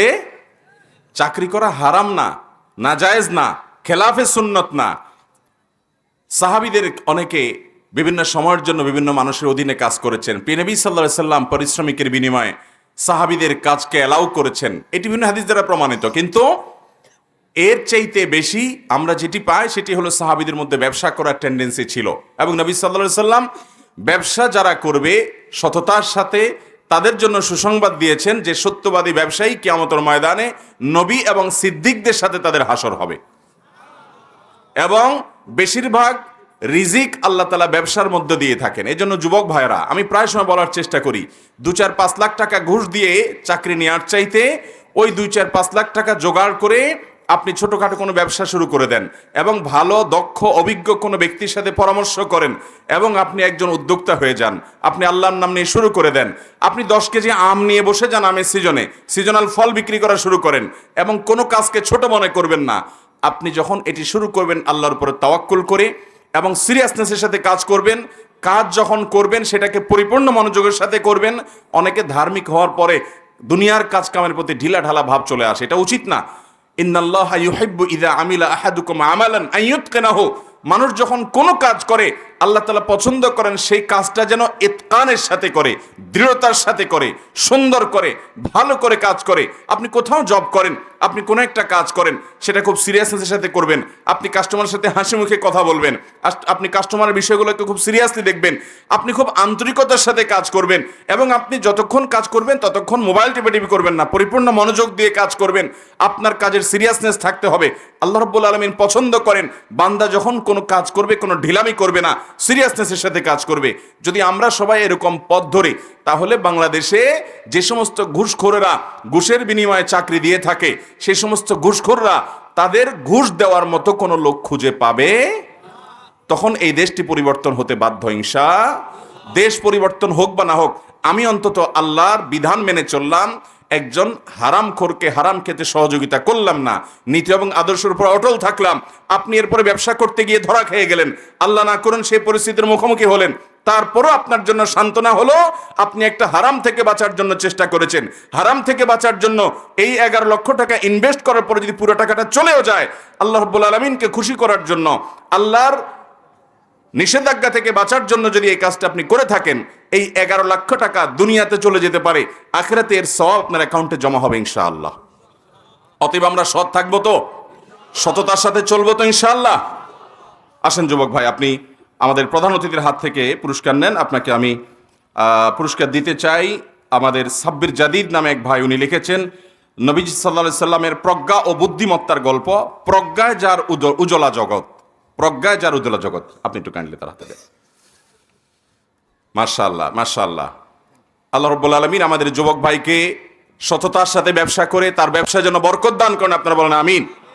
আমরা সকলে অন্তরস্থল থেকে গভীরভাবে আল্লাহর কাছে নিবেদন করি, হে আরশ আজিমের মালিক, হারাম থেকে বাঁচার জন্য যুবক চেষ্টা করেছে, আপনি তার ব্যবসার ভিতরে বারাকা দান করেন, এই ব্যবসাও সততার সাথে করার তৌফিক দান করেন। মেডিসিনের বিজনেসেও আবার 2 নম্বরে আছে না নাই? আমার খুব বেশি ধারণা ছিল না এক সময় যে নকল ওষুধ হয়, আমি জানতাম না। পরবর্তীতে আমি শুনলাম যে ওষুধের মধ্যে আসল নকল আছে এবং প্রচুর পরিমাণে নাকি নকল ওষুধ বিক্রি হয়। তো একজন রোগী নকল ওষুধ খেয়ে সুস্থ হওয়ার পরিবর্তে বরং আরো অসুস্থ হওয়ার আশঙ্কা আছে না নাই? অতএব যুবক ভাই, নকল ওষুধ বিক্রি করবেন না, ঠিক আছে তো ইনশাআল্লাহ? আল্লাহর ভয় কোনো 2 নম্বর হারাম জিনিস বিক্রি করবেন, নিয়ত করবেন তো ইনশাআল্লাহ। আল্লাহ তাআলা তৌফিক দান করুন। মাশাআল্লাহ, খুব ভালো লাগলো আজকের এই মাহফিলে 15 বছর বয়সের নিচের কোন যুবক, কোন কিশোর আছে কিনা যে কিশোর বলতে পারবে যে আজকের দিনে সে কোরআন তেলাওয়াত করেছে? তুমি কি মাদ্রাসার ছাত্র বাবা? হেফজুখানার? আমি মাদ্রাসার ছাত্রদেরকে পুরস্কার দিতে চাচ্ছি না, কারণ মাদ্রাসার ছাত্র তো তেলাওয়াত করবে, হাফেজ সাহেব মানুষ। কিন্তু তুমি আইডিয়াল মাদ্রাসার ছাত্র, তার মানে হিফজু মাদ্রাসার ছাত্র না। তুমি কি আজকে তোমার ক্লাসের অংশ হিসাবে তেলাওয়াত করছো বাবা? তাহলে ও তাও মোবাইলে পড়ছো? তোমার এই বয়সে মোবাইল হাতে নেওয়া তো খুব খারাপ কথা। তোমার মাস্কটা খোলো, ঝুলে আছে, খারাপ দেখা যাচ্ছে। অনেক বাচ্চা কিশোর মানুষ আমাকে দেখে দৌড়ে এসে বলে, হুজুর আপনাকে আমি চিনি। তো বাচ্চার বাপ মার সাথে থাকলে মনে করে হুজুর খুশি হয়ে যাবে, পাম্পট্টি দিল, হুজুরে চিনে। আমি বলি খুব খারাপ কথা, তুমি আমাকে চিনো, এটা খুব জঘন্য কথা। কারণ তোমার এই বয়সে আমাকে চেনার কথা না। এই বয়সে তুমি আমাকে চেনার মানে হলো তুমি মোবাইল টিপো, আমাকে চেনার মানে হলো তুমি ইউটিউব দেখো। অতএব বাবা, তুমি মোবাইলে কোরআন তেলাওয়াত করছো, তোমাকে সেজন্য আমরা সাধুবাদ জানাই, খুব ভালো কাজ করছো। কিন্তু মোবাইলে কোনো কার্টুন দেখবা না, কোনো ভিডিও, অন্যান্য ভিডিও দেখবা না, ঠিক আছে তো? আচ্ছা, আজকে কোন কোন জায়গা থেকে কোরআন তেলাওয়াত করছো বলো তুমি? ওয়াহুয়াল গফুরুল ওয়াদুদ থেকে কত দূর তেলাওয়াত করছো? হ্যাঁ, তুমি কি প্রতিদিন তেলাওয়াত করো? মাশাআল্লাহ, আসো। মাশাআল্লাহ, মাশাআল্লাহ। কি নাম তোমার? আসো আব্দুর রহমান। তোমার বাড়ি কোথায়? ও আল্লাহ, কোথায় এটা, কত দূর? জামালপুরের কাছাকাছি। তুমি কার সাথে আসছো বাবা? মামার সাথে আসছো। তোমার আগামীকাল কি মাদ্রাসা নাই? তাহলে তুমি কিভাবে মাদ্রাসা করবা কালকে এত রাত মাহফিল? হ্যাঁ,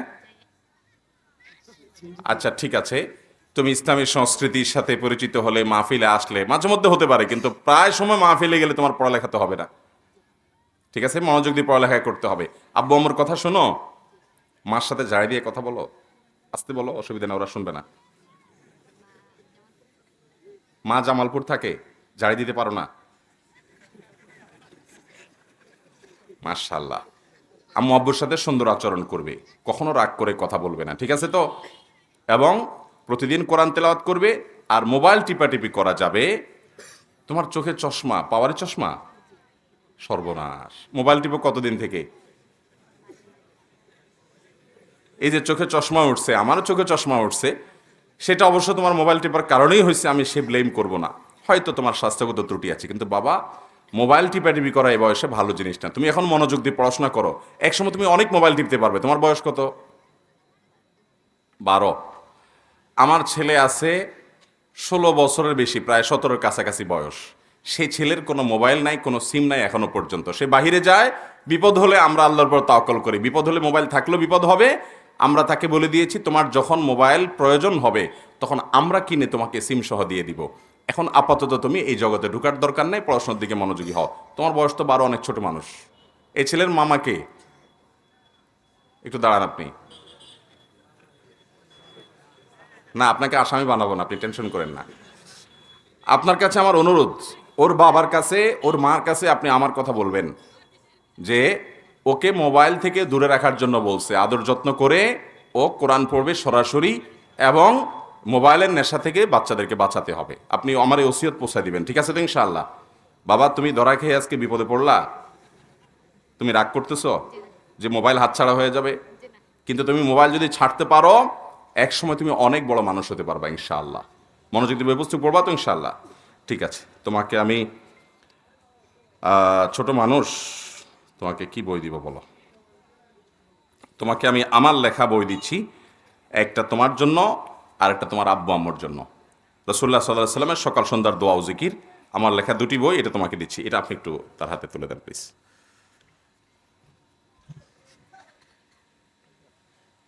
মাশাআল্লাহ, ওয়ালাইকুম আসসালাম রাহমাতুল্লাহ।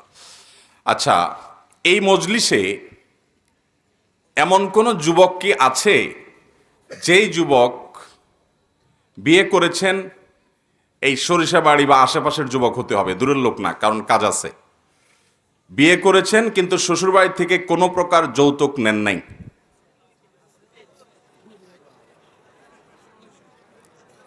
ওই সাদা হাতটা আগে উঠছে, হ্যাঁ হ্যাঁ, সাদা সাদা সাদা হাত, এদিকেও দেখবো না। আলেম ওলামারা পুরস্কার নিয়েন না, আপনারা হুজুর মানুষ, আপনারা তো সমাজকে সুন্দর করবেন। ওই যে সাদা ভাই, সাদা, হ্যাঁ আপনি বসেন ভাই, আপনি বসেন, ওই ভাইটা, হ্যাঁ উনি আগে দাঁড়াইছিল। ভাই আপনার বাড়ি কোথায়? একটু সামনে, কাছে আসেন, কাছে আসেন ভাই, ওনাকে একটু জায়গা করে দেন প্লিজ। আমরা প্রায় সময় ওয়াজ করি কিন্তু ওয়াজের ফলাফলটা আমরা বের করে আনি না অনেক সময়, অনেকে করে, আমার দ্বারা হয়ে ওঠে না। সেজন্য আমি চেষ্টা করি, শুধু পানি সেচলে হবে না, মাছও ধরা লাগবে কি লাগবে না। এই জন্য আজকে পানি সেচার আগে মাছ ধরে নিচ্ছি আমি, এগুলো হলে মাছ ধরা বলে, মানে কাজ কালেকশন কি হচ্ছে মাহফিল থেকে। ভাই বলেন আপনি। ওয়ালাইকুম আসসালাম। কি গ্রাম? রোহা, পাশে গ্রাম, ঠিক আছে, তাহলে সাক্ষী পাবো, ঠিক আছে। আমি ওই জন্য বলছি এলাকার মানুষ হইতে হবে। বলেন দেখি, আপনি বিয়ে করছেন কবে? 17 সালে। আপনি কোনো যৌতুক নেন নাই? সামান্য একটু মোটরসাইকেল, খাট পালং, বিদেশে যাওয়ার টাকা, কিচ্ছু না? কি শ্বশুরা গরিব? তাহলে তারা কি সাধছে? তো এতে আপনার মা বাপ, আপনার আত্মীয় স্বজনরা নারাজ হয় নাই? আপনার বাপ মা চাইছে যেন আপনি যৌতুক না নেন শ্বশুরবাড়ি থেকে। মাশাআল্লাহ, আপনার বাপ মা কি এখানে আছেন?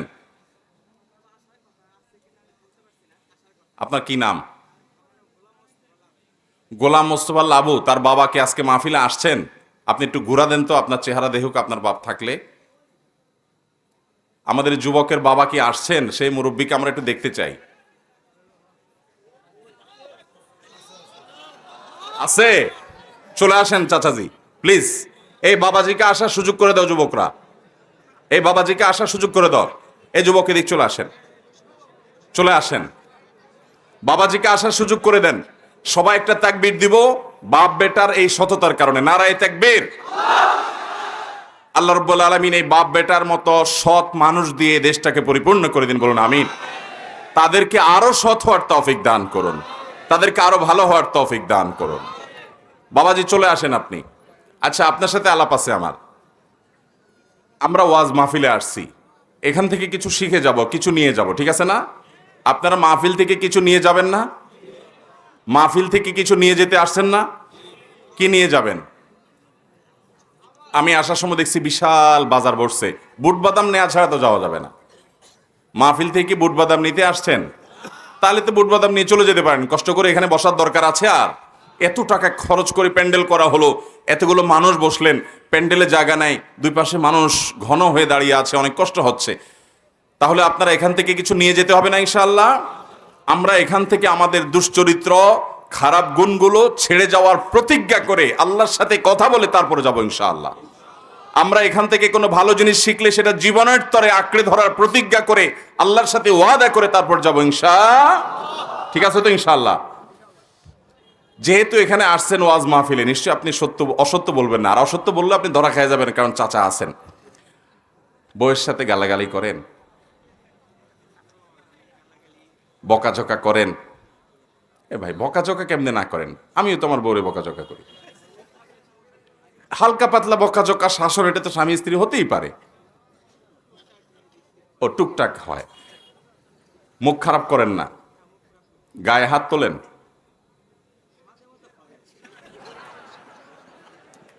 মানে সেটা কি স্বামী স্ত্রী সুলভ রসিকতা থেকে? আহামরি কিছু তো না। মানে এটার কারণে সম্পর্ক নষ্ট হয়ে যায়, উনি বাবার বাড়ি চলে যান, এরকম খারাপ কিছু হয়? কিন্তু সেটাও করবেন না। আমাদের নবী সাল্লাল্লাহু আলাইহি সাল্লাম কখনো কোনো স্ত্রীর গায়ে হাত তোলেন নাই। অতএব সেটার উপর আমল করবেন তো ইনশাআল্লাহ। আপনার ঘটনা আপনার স্ত্রী কিন্তু জেনে যাবে আজকের পরে। অতএব এলাকার মুরব্বীরা, বিশেষ করে চাচাজি, আপনি একটু খেয়াল রাখেন যুবকের দিকে। আপনি আমার চাচাজির সাথে এসে দেখা করবেন, ঠিক আছে? আপনি যদি আপনার প্রতিজ্ঞার উপরে টিকে থাকতে পারেন, আমার তরফ থেকে চাচাজির মাধ্যমে আপনার জন্য একটা বিশেষ পুরস্কার আসবে ঢাকা থেকে ইনশাআল্লাহ। ঠিক আছে তো? আল্লাহ তাআলা আমাদের যুবক ভাইকে কবুল করুন, বলুন আমিন। তাকে আরো সৎ থাকার তৌফিক দান করুন। বাবাজি, আমার দিকে একটু তাকান। আপনার ছেলে বিয়েতে কোনো যৌতুক নেয় নাই? যৌতুক ছাড়া বিয়ে এদেশে হয় কিন্তু খুব কম হয়। তো আপনারা আর্থিক অবস্থা খুব ভালো, সেজন্য যৌতুক নেন নাই? আমার প্রতিজ্ঞা আছে যে আমি নিজেও নিই নেই, তিনটে ছেলে একটা মেয়ে, যৌতুক নেবো না দেবো। মাশাআল্লাহ, মাশাআল্লাহ, আল্লাহু আকবার, মাশাআল্লাহ। আমাদের চাচাজি বলছেন উনি নিজে যৌতুক নেন নাই, যৌতুক নেবেনও না, দিবেনও না, এবং ওনার ছেলেদেরকে কোনো ছেলে বিয়েতে তিনি যৌতুক দেন নাই। আল্লাহ তাআলা এরকম চাচার মতো চাচা দিয়ে আমাদের সমাজটাকে ভরে দেন, এবং এই যুবকের মতো যুবক, বরং তাকেও আরো ভালো আদর্শের উপরে প্রতিষ্ঠিত হওয়ার মতো যুবক দিয়ে আমাদের সমাজকে ভরে দেন। মাশাআল্লাহ। বাবাজি, আপনি একটু সামনে আসেন, আপনাকে আমি একটু পুরস্কৃত করব। আর ভাই, কি করেন আপনি?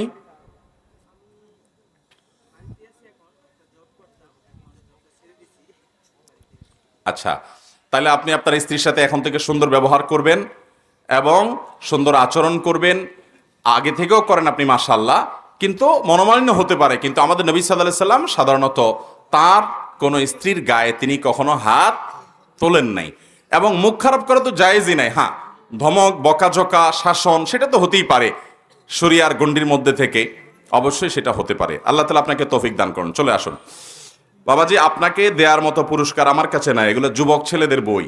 আপনি যদি মন কিছু না করেন, আমি আমার তরফ থেকে প্রধান অতিথির মাধ্যমে আপনাকে আমি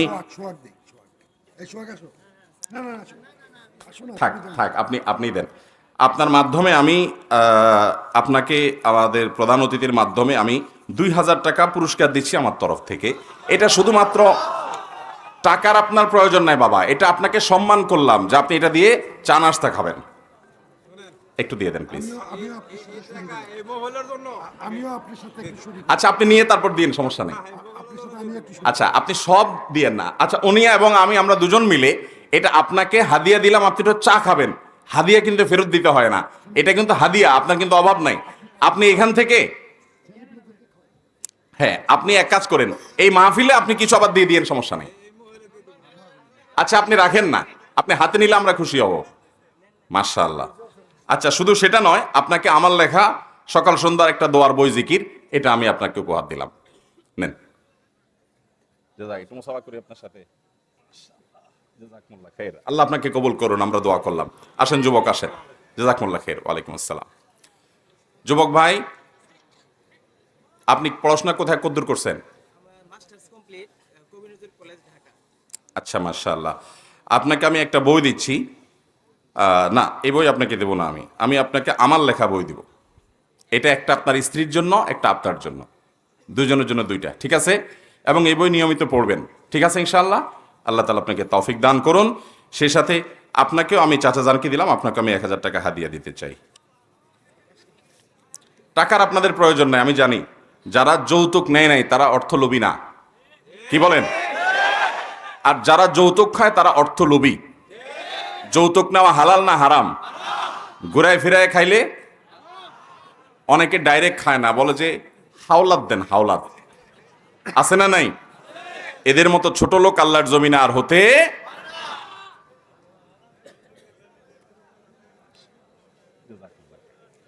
ভাইরা আমার, তরুণদেরকে এই সমাজ পরিবর্তন করতে হবে কি হবে না? এই সমাজ পরিবর্তন করার জন্য তরুণদেরকে এগিয়ে আসতে হবে কি হবে না? তরুণরা প্রতিজ্ঞা করব, যারা বিয়ে করেন নাই যৌতুক মুক্ত বিবাহ করব ইনশাআল্লাহ। আমি আজকে চাচাজানকে বললাম, চাচাজান এলাকার ভিতরে কোথাও আজকে বিয়ে হবে কিনা একটু খবর নেন। উনি অবাক হয়ে গেছেন, পান নাই। তো আমি চাইছিলাম যে যৌতুক মুক্ত বিবাহ আমরা স্টেজে দেব, কারণ আসুন্নাহ ফাউন্ডেশনের কার্যক্রমের মধ্যে একটা হলো যৌতুক মুক্ত বিবাহ প্রতিষ্ঠা করা। যুবক ভাইয়েরা, একটা কথা ভালো করে শুনে রাখেন। একজন মেয়ে জন্মের পর, বরং জন্মের আগে থেকে তার মা তাকে 10 মাস গর্ভে ধারণ করেন, এরপর কষ্ট করে ভূমিষ্ঠ করেন, এরপরে এই বাচ্চা মেয়েটাকে বিয়ের উপযুক্ত হওয়া পর্যন্ত শত শত হাজার হাজার লক্ষ লক্ষ টাকা খরচ করে তাকে ভরণ পোষণ দিয়ে, চিকিৎসা দিয়ে, শিক্ষা দিয়ে সার্বিকভাবে তাকে একজন পূর্ণাঙ্গ মানুষে পরিণত করেন। একজন পূর্ণাঙ্গ মানুষ তৈরি হওয়ার পর এই ভদ্র মহিলা, আপনি যে বিয়ে শাদী করে তাকে গাড়িতে উঠায় বাড়িতে নিয়ে আসতেছেন, একটা আস্ত মানুষ তাকে এ পর্যন্ত তৈরি করতে তার বাপমার লক্ষ লক্ষ টাকা, রাতকে রাত ঘুম, বহু পরিশ্রম, বহু মেধা ব্যয় করতে হয়েছে না হয় নাই? এত কিছু ব্যয় করার পর একটা মানুষ যখন পূর্ণাঙ্গ প্রস্তুত হয়ে গেল, পড়ালেখা করাইছে তার বাপমা, এখন সে এসে তার শিক্ষা দিয়ে আলোকিত করছে আপনার সংসার, ঠিক না ঠিক? তাহলে এই ভদ্র মহিলাকে প্রস্তুত করবার জন্য বিয়ের সময় বরং উচিত আপনার শ্বশুর মহাশয়কে বলা যে, শ্বশুর বাবাজি, আপনার এই মেয়েকে এই পর্যন্ত বড় করে আনতে কত টাকা খরচ করতে হয়েছে, আমার উচিত তো সবগুলো ক্যালকুলেশন করে বের করে আপনাকে দেওয়া, কিন্তু আমি গরিব মানুষ, এত দিতে পারবো না। অন্তত আপনাকে স্যালিউট জানাই, সালাম জানাই, শ্রদ্ধা জানাই যে আপনার মেয়েকে শিক্ষিত করেছেন আপনি, আর তার উপকার ভোগ করছি আমি। সুস্থ সবল করে তাকে এ পর্যন্ত বেঁচে থাকার জন্য আল্লাহর অনুমতিতে আপনি সব কিছু করেছেন, আর তার সুবিধাটা আমি ভোগ করছি। সেজন্য শ্বশুরের প্রতি কৃতজ্ঞতা আদায় করা উচিত কি উচিত না? সেই জায়গায় কৃতজ্ঞতা আদায় করা তো দূরের কথা, উল্টা বরং শ্বশুরের কাছে খাট পালং চাওয়া, এর চাইতে বড় ছোট লোকই, এর চাইতে বড় ডাকাতি, এর চাইতে বড় অন্যায়, এর চাইতে বড় জুলুম, এর চাইতে বড় অবিচার আল্লাহর জমিনে আরেকটা হতে। আমাদের দেশে যৌতুকের যে রকম ফের, আমি প্রায় বলি, কোন ছিনতাইকারী, কোন ডাকাত, কোন চোরও এত আইটেমের চুরি করতে পারে না। একটা ডিম চোর ডিম চুরি করে, গরু চোর গরু চুরি করে, টিন চোর টিন চুরি করে, গম চোর গম চুরি করে, ত্রাণ চোর ত্রাণ চুরি করে। কিন্তু যারা যৌতুক খায়, এরা বিয়ের সময় নগদ টাকা নেয়, খাট পালং নেয়, মোটরসাইকেল নেয়, টেলিভিশন নেয়, ফ্রিজ নেয়, বিদেশে যাওয়ার ভিসা নেয়, ভিসা নেওয়ার টাকা নেয়, ফলের সিজনে ফল নেয়, আবার রমজান মাস আসলে ইফতারি নেয়, কোরবানি আসলে গরু ছাগল নেয়, গরু ছাগলের মাথা নেয়, রান নেয়, গোশত নেয়, তারপরে শীতের সময় পিঠা নেয়। আছে না নাই? আরে ভাই, চাঁদাবাজও তো দুনিয়াতে এরকম দেখবেন না যে চাঁদাবাজি করার সময় বলে যে আমার শুধু টাকা দিলে হবে না, আমাকে আমের সিজনে আম কাঁঠাল পাঠাইতে হবে, শীতের সিজনে আমার পিঠা পাঠাইতে হবে। এরকম কোনো চাঁদাবাজ পাইছেন আপনারা আজ পর্যন্ত? এই চাঁদাবাজকে ফেল করাই ফেলছে যৌতুকখোররা, ঠিক না ঠিক? যে সমস্ত যুবকরা যৌতুক মুক্ত বিবাহ করবেন নিয়ত করেছেন, হাত তোলেন। আল্লাহ রাব্বুল আলামিন আমাদের যুবককে যৌতুক মুক্ত বিবাহ করার তৌফিক দান করুন। সবাই চেষ্টা করবো তো ইনশাআল্লাহ? হাত নামান, জাযাকুমুল্লাহ খায়ের। কি বিবাহিতরাও হাত তুলছে নাকি? অসুবিধা না, বিবাহিতদের তো আরো অপশন আছে তো। হাত নামান। মাশাআল্লাহ মাশাআল্লাহ। তাহলে সবাই প্রতিজ্ঞা করবো তো ইনশাআল্লাহ? কিন্তু শুধু এই কথা বললে হবে না, আজকাল মেয়ের বাবারাও জুলুম করে। মেয়ের বাবারাও অনেক ক্ষেত্রে মেয়ের বিয়েতে লক্ষ লক্ষ টাকা অযৌক্তিক মোহর দাবি করা, এটাও এক প্রকারের জুলুম। ছেলে যাকে আপনি চয়েস করেছেন মেয়ের জন্য, আপনি নিজে জানেন তার বেতন 20-25 হাজার টাকা, তাহলে তার কাছ থেকে 30 লাখ টাকা মোহর দাবি করা, এটা অযৌক্তিক, অন্যায্য, অন্যায়, গ্রহণযোগ্য হতে পারে। যারা মেয়ের বাবা আছেন ভালো করে শুনে রাখেন, নবী আলাইহিস সালামের হাদিসের ভাষ্য শুনেন, ইন্না আযমান নিকাহি বারাকাতান আইসারুহা মাউনা, সবচেয়ে বরকতময় বিবাহ হলো সেই বিবাহ যেই বিবাহে মোহরের পরিমাণ থাকে সহনীয় পর্যায়ের মোহর থাকে। আল্লাহ কাউকে অনেক অ্যাবিলিটি দিয়েছেন, তিনি তার স্ত্রীকে কোটি কোটি টাকা মোহরও দিতে পারেন, তার যদি সেরকম অ্যাবিলিটি থাকে। কিন্তু মেয়ের বাবারা লক্ষ্য রাখবেন, আপনার মেয়ের বিয়েটা বরকতময় হবে, কল্যাণময় হবে, সাস্টেইন করবে, সুখী হবে, সব দিক থেকে টিকে থাকবে, ভালো হবে। যদি সেই বিয়েতে খরচের পরিমাণ কম থাকে, অত্যুক্তি বা অতিরিক্ত খরচ অপচয় যদি আপনি না করেন, সেখানে আল্লাহ তাআলা বরকত দান করবেন। অন্য হাদিসে আসছে, নি'মাস সিদাকে আইসারুহা, সবচেয়ে উত্তম মোহর হলো যে মোহর আদায় করা সহজ হয়, সহনীয় পর্যায়ের। আমি প্রায় বলার চেষ্টা করি, আমাদের বাপ চাচার বয়সী মুরব্বীরা এখানে যারা আছেন, অনেক মুরব্বীরা এখানে চেয়ারে বসা আছেন, বয়স্ক মানুষেরা, খবর নিয়ে দেখেন ওনাদের বিয়ের মোহর ছিল 50 টাকা, 100 টাকা, 150 টাকা, 200 টাকা, ঠিক না ঠিক? আপনি বলবেন তখনকার 100 টাকা এখনকার 1 লাখ, ওকে সেটাই মানলাম, 1 লাখ হইলো। তো 1 লাখ টাকা মহর ছিল, এখন তো যুবকদের 10 লাখ 20 লাখের নিচে বিয়ে, তাহলে 1 লাখ টাকা বা তখনকার 100 টাকার বিয়ে আজও পর্যন্ত মুরব্বীদের টিকছে না? টিকে নাই। শুধু টিকছে না, তাদের ভালোবাসা চাচিদের সাথে যুবক তোমাদের ভালোবাসার চাইতে অনেক শক্ত। আমাদের যুবকরা এখন ভালোবাসা, তাদের স্বামী স্ত্রীর দাম্পত্য সম্পর্কগুলো এত ঠুনকো হয়ে গেছে যে বিয়ে হইতে দেরি, ভাঙতে, ঠিক না বে ঠিক, চায় না মালও আরো বেশি লাস্টিং করে। অথচ মুরব্বীদের ভালোবাসা অনেক শক্ত। তাহলে বোঝা গেল মোহর এক গাদা হলেই সংসার সুখের হয়। অতএব মেয়ের বাবারা ছেলেদের প্রতি অন্যায্য মোহর দাবি করবেন। আল্লাহ তাআলা আমাদেরকে সব ক্ষেত্রে আল্লাহর বিধিবিধানকে মেনে চলার তৌফিক দান করুন। চেষ্টা করবো তো ইনশাআল্লাহ। আচ্ছা, আমার কাছে আর 3টা পুরস্কার আছে। এরপরে আমি যে পুরস্কারটা দিতে চাই সেটা দিতে চাই সেই যুবককে, যে যুবক গতকাল, আজকে না, গতকাল ফজরের নামাজ জামাতের সাথে পড়ছে। মাদ্রাসার ছাত্রদের দেব না, তোমরা বসে যাও। কারণ মাদ্রাসার ছাত্র তোমরা হেফজখানা যারা পড়ো, তারা তো ভোর রাতে এমনি ঘুম থেকে উঠা লাগে। আমাদের এই যুবক মনে দাঁড়াচ্ছে। হ্যাঁ বলো, কি নাম, পড়াশোনা কোথায়? Inter first year. কোথায়? কোথায়? নান্দিনা। ও আচ্ছা, ঠিক আছে। তুমি ফজর নামাজ গতকালকে জামাতের সাথে পড়ছো? আমি গতকালকের কথা বলছি, কথা ঘুরায় না তুমি। গতকালকে ফজর নামাজ জামাতের সাথে পড়ছো, মাশাআল্লাহ। তোমাকে আমি এমনি বিশ্বাস করি। ওয়াজ মাহফিলে আসছে মানুষ মিথ্যা কথা বলবে না, সেটা আমি জানি। মিথ্যা কথা বলা মানুষ এখানে আসে নাই আলহামদুলিল্লাহ, এবং বোঝাও যায় আলহামদুলিল্লাহ। তারপরও আমি আমার আরো বেশি তোমার পক্ষে তোমার দাবিকে স্ট্রং করার জন্য বলছি। তোমার সাথে ফজর নামাজ পড়ছে এরকম কেউ মাহফিলে আছে? ও, ওই এলাকার মানুষই কেউ আসে নাই, তুমি আসছো। আসো, চলে আসো। তাহলে অনেক দূর থেকে আসছো, তোমার সাক্ষী নাই। আচ্ছা, এই এলাকার কোন যুবক, এই এলাকার কোন যুবক, আমি যুবকদেরকে খুঁজছি, এমন যুবক কি আছে যে গতকালকে ফজর নামাজ জামাতের সাথে পড়ছে?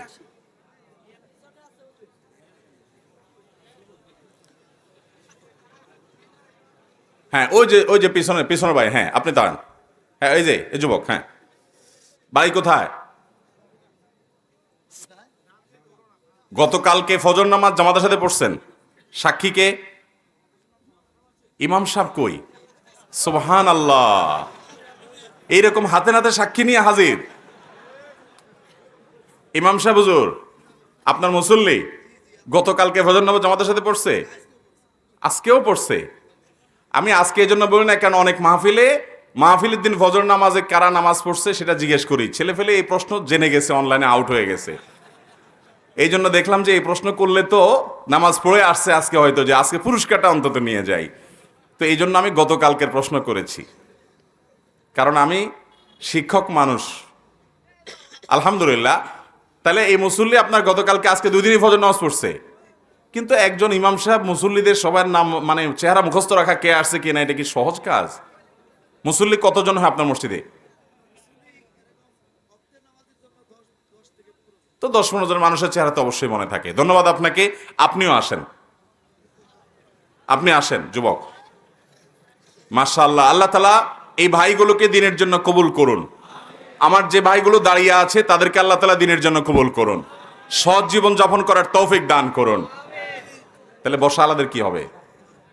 তারা কষ্ট করছে, সেজন্য তাদের জন্য স্পেশাল দোয়া করলাম। আল্লাহ তাআলা আমাদের সবাইকে দিনের জন্য কবুল করুন। আল্লাহ আমাদের সবাইকে হালাল রুজির ব্যবস্থা করে দিন। আমাদের সবাইকে ওয়াজ মাহফিল থেকে ভালো কিছু শিখে গিয়ে সেটা আমল করার তৌফিক দান করুন। সবাই নিয়ত করবো তো ইনশাআল্লাহ। আপনাদের সবাইকে আমি পুরস্কার দিতে পারছি না, আমি খুবই মানসিকভাবে আহত, যে আমার মনে চাচ্ছে আমি সবাইকে যদি দিতে পারতাম, আমার কাছে ভালো লাগছে না। কিন্তু মনে রাখবেন, আপনি যদি ভালো হওয়ার প্রতিজ্ঞা করেন, আমি আহমদুল্লাহ দিলে কি লাভ হবে? আরশ আজিমের মালিক আপনাকে পুরস্কার দিবে ইনশাআল্লাহ। অতএব আমরা 5 ওয়াক্ত নামাজ জামাতের সাথে পড়বো তো ইনশাআল্লাহ। আমরা সকল অনাচার, অন্যায়, গুনাহ, পাপাচার ছাড়বো তো ইনশাআল্লাহ। আল্লাহ আমাদেরকে তৌফিক দান করুন। হুজুর, এটা আপনার জন্য আকারে ছোট হতে পারে, কিন্তু আমার লেখা বই, অতএব এটা আমি বিশেষ মহব্বতে আপনাকে দিচ্ছি। জাযাকুমুল্লাহ খাইর। ওয়ালাইকুম আসসালাম। ফি আমানিল্লাহ। আর এই যুবক, তার জন্য আমি দিচ্ছি জবাব নামে একটা বই, ইসলাম বিরোধী বিভিন্ন ইস্যুতে মুসলিমদের বুদ্ধিবৃত্তিক প্রতি উত্তর। চমৎকার একটা বই। হ্যাঁ, না এটা অনেকজন লেখক, আরিফ আজাদ একা না, আরিফ আজাদ, শামসুল আরিফিন শক্তি, মোহাম্মদ মুশফিকুর রহমান মিনার, আরিফুল ইসলাম, শিহাব আহমেদ তুহিন, রাফান আহমেদ, জাকারিয়া মাসুদ, মোহাম্মদ আব্দুর রহমান, মহিউদ্দিন রূপম, মোহাম্মদ শাকিল হোসেন, নাফিস শাহরিয়ার, মুরসালিন নিলয়, মোহাম্মদ সাদাত, মোহাম্মদ আল বান্না, আহমদ আল ওবায়দুল্লাহ। এদেরকে আমি চিনি, বেশিরভাগ লোককে আমি চিনি এবং ব্যক্তিগতভাবে জানাশোনা আছে, সেজন্য তোমাকে দিচ্ছি। আমি যে সে বই দিচ্ছি না, এবং এই বইটা অসাধারণ প্রয়োজনীয় একটা বই। এটা আপনি একটু দেন, স্যারকে চাটা একটু পরে দেন, আপনি একটু দেন প্লিজ। জাযাকুমুল্লাহ খের। না, আপনি দিয়ে দেন। জাযাকুমুল্লাহ খের। আর যুবক, কি পড়ো তুমি? ক্লাস 10-এ পড়ো। তুমি 10-এ পড়ো, তোমার জন্য অনেক বেশি দরকার। তোমার সাথে মোবাইল আছে, ফেসবুক আইডি আছে, টিকটক আইডি আছে? টিকটক নাই, যাকে একটা থেকে তো বাঁচলা। মোবাইলে অতিরিক্ত টিপাটিপি করবা না, খারাপ বন্ধু রাখবা না, ঠিক আছে তো? মাশাআল্লাহ। তোমার এই বয়সে টাইম ম্যানেজমেন্ট শেখা দরকার। এই জন্য তোমাকে আমি টাইম ম্যানেজমেন্ট বইটা দিচ্ছি। ইসমাইল কামদার লেখক, সিয়ান পাবলিকেশন প্রকাশ করছে টাইম ম্যানেজমেন্ট।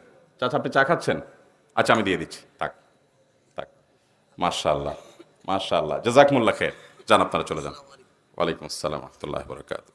আমার ওয়াজ শেষ, এবার প্রশ্ন উত্তর, ঠিক আছে না? নাকি ওয়াজ আবার করতেই হবে আলাদা করে? ওয়াজ হয় নাই, এর মধ্যে উপদেশ হয় নাই। আল্লাহ তাআলা আমাদেরকে আমলের তৌফিক দান।